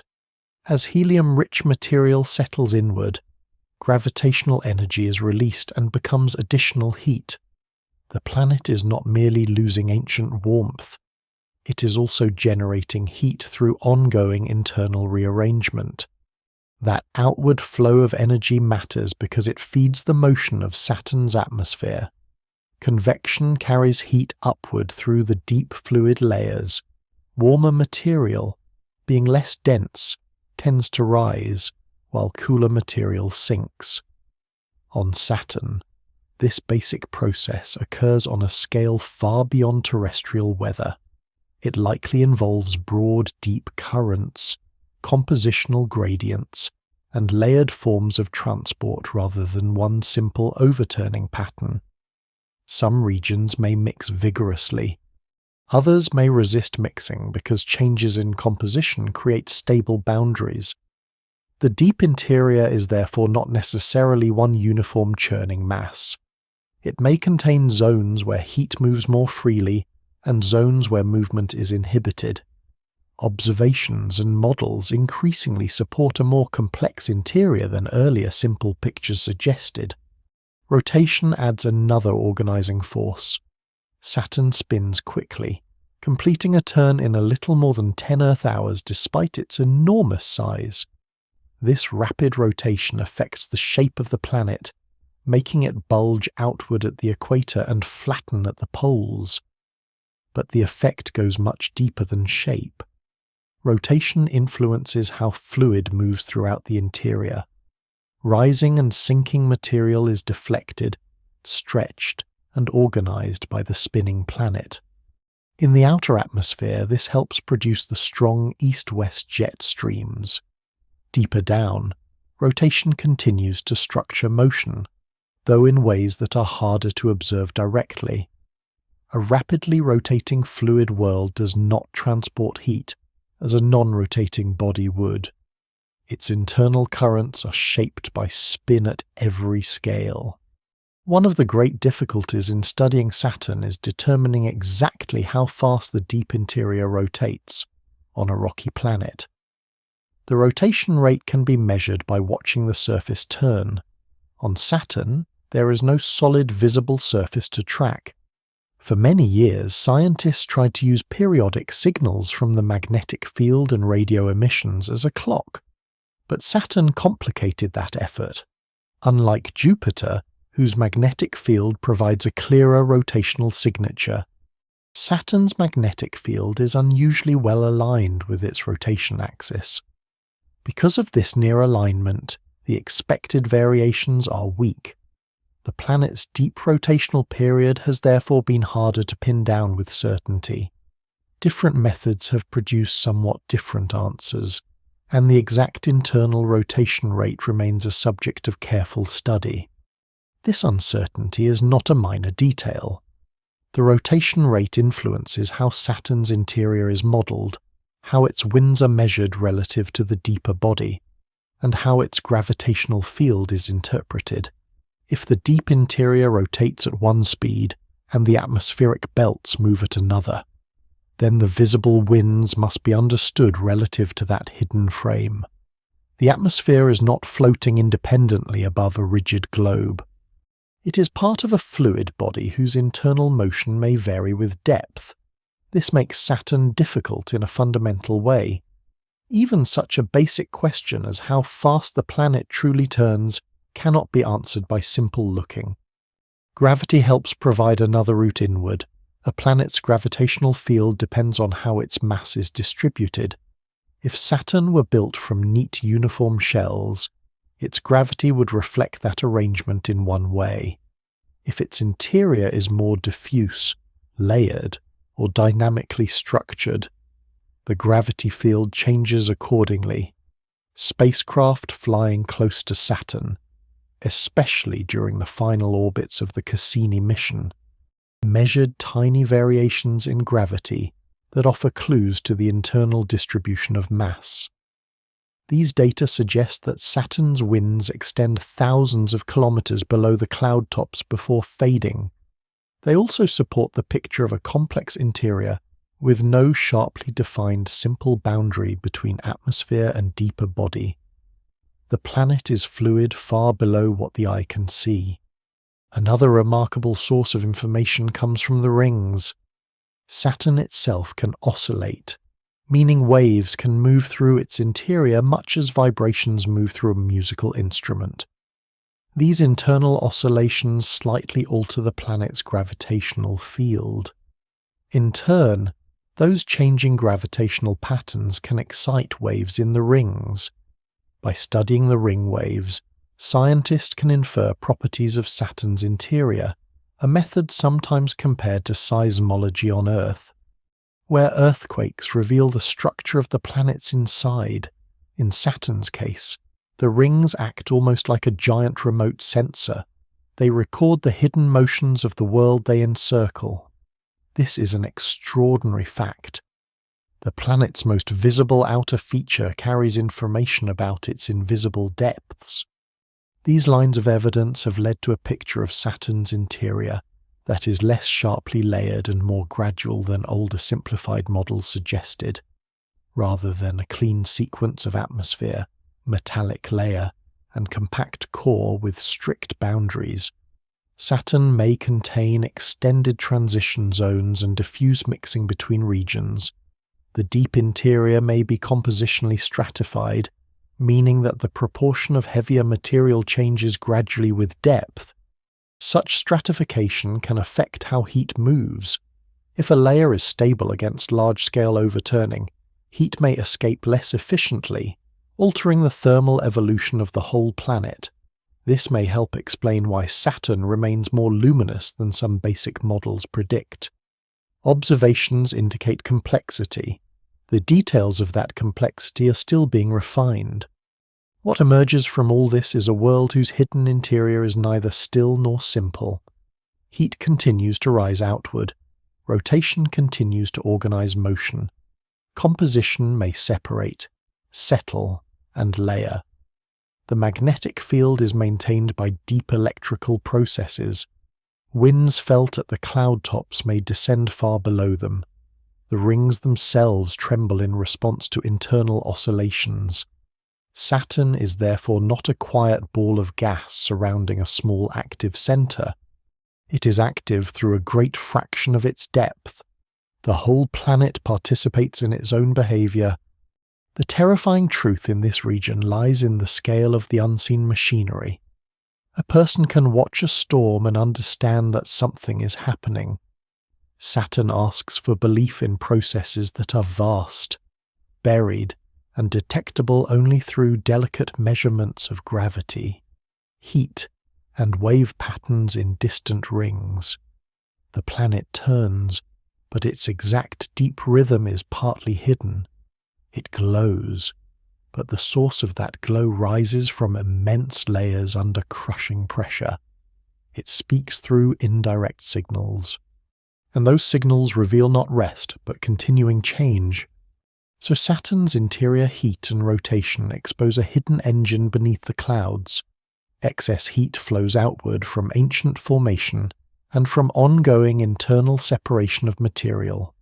Rapid rotation shapes the planet's figure and organizes motion through deep fluid layers.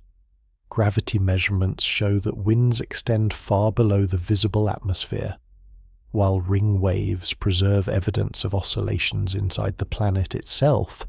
In this region, Saturn becomes known through inference rather than sight. The unseen world below the storms is active, layered, and still not fully resolved, a giant rotating furnace of fluid motion whose deepest rhythms are only now beginning to be read. At the greatest depths of Saturn, the long inward progression through haze, clouds, storms, compressed gas, and dense fluid reaches the most hidden region of all. Here the planet's center is not expected to be a small hard sphere like the core of a rocky world enlarged to giant scale. Instead, observations and models increasingly suggest something less neat and more unsettling, a diffuse core. Broad rather than sharply bounded, made from a mixture of heavier materials blended into the surrounding fluid. Rock, ice, and compressed volatile substances are likely present in substantial amounts, but they may not form a clean compact ball with a simple edge. The deepest Saturn may therefore be central without being clearly separate, dense without being cleanly distinct, and solid in some local ways without offering a single solid center in the familiar sense. A core in planetary science refers to the innermost region enriched in heavier elements, compared with the layers above, on Earth.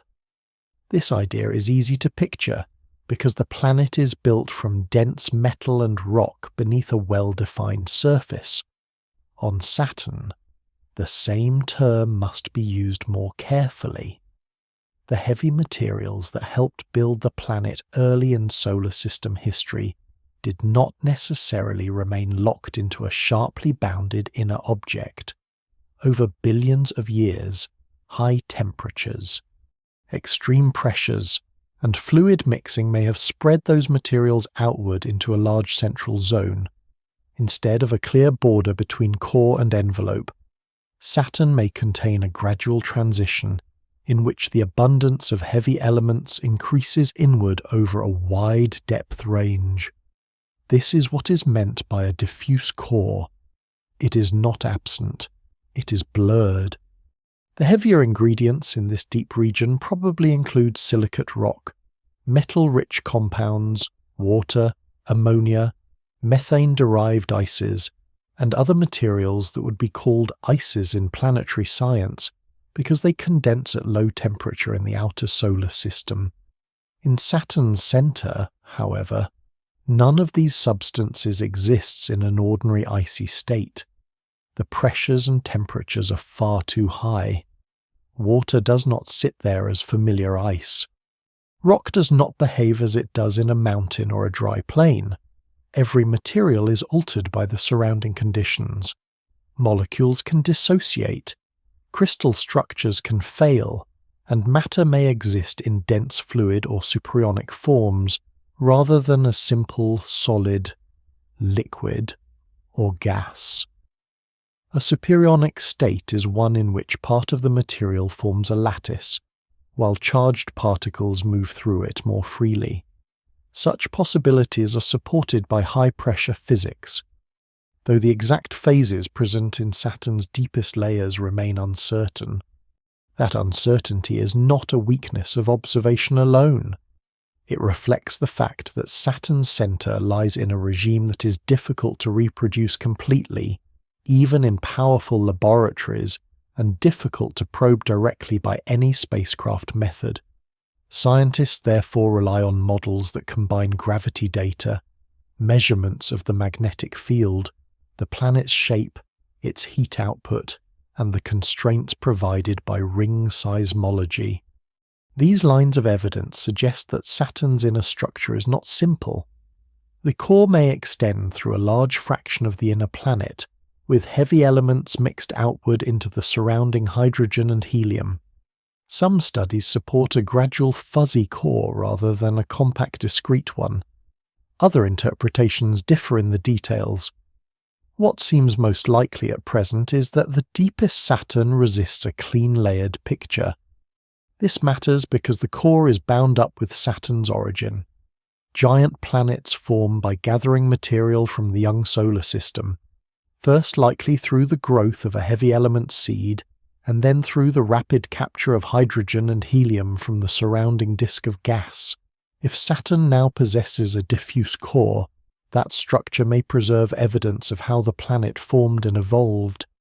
The original heavy center may have mixed outward over time.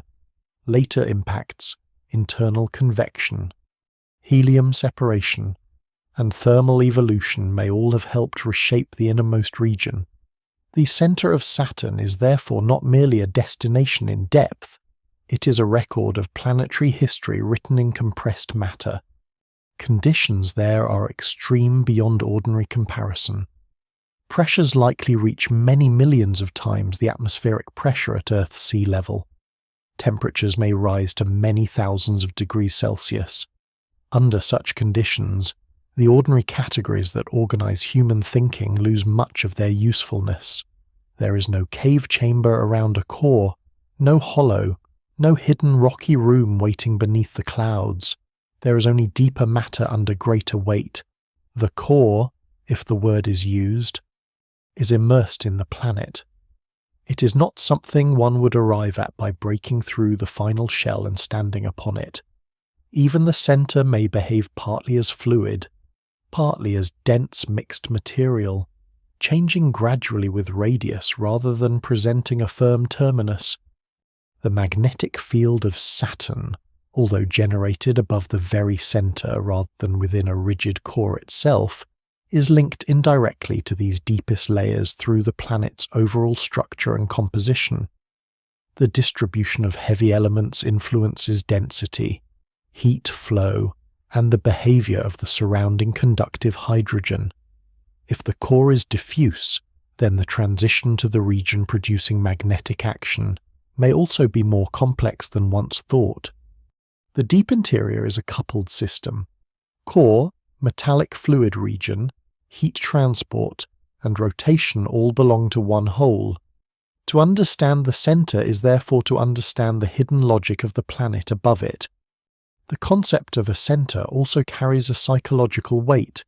In many worlds, the centre promises certainty. Beneath ocean lies crust. Beneath crust lies mantle. Beneath mantle lies core. The sequence suggests that inward travel ends in a final concentrated truth. Saturn weakens that expectation. Its central truth may be real, heavy, and physically decisive, yet still diffuse, extended, and partly mixed into the surrounding planet. Even at the centre, clarity gives way to gradient. The deepest reality is not a simple object but a condition. Saturn does not reward inward movement with a clean answer. It offers only denser mystery.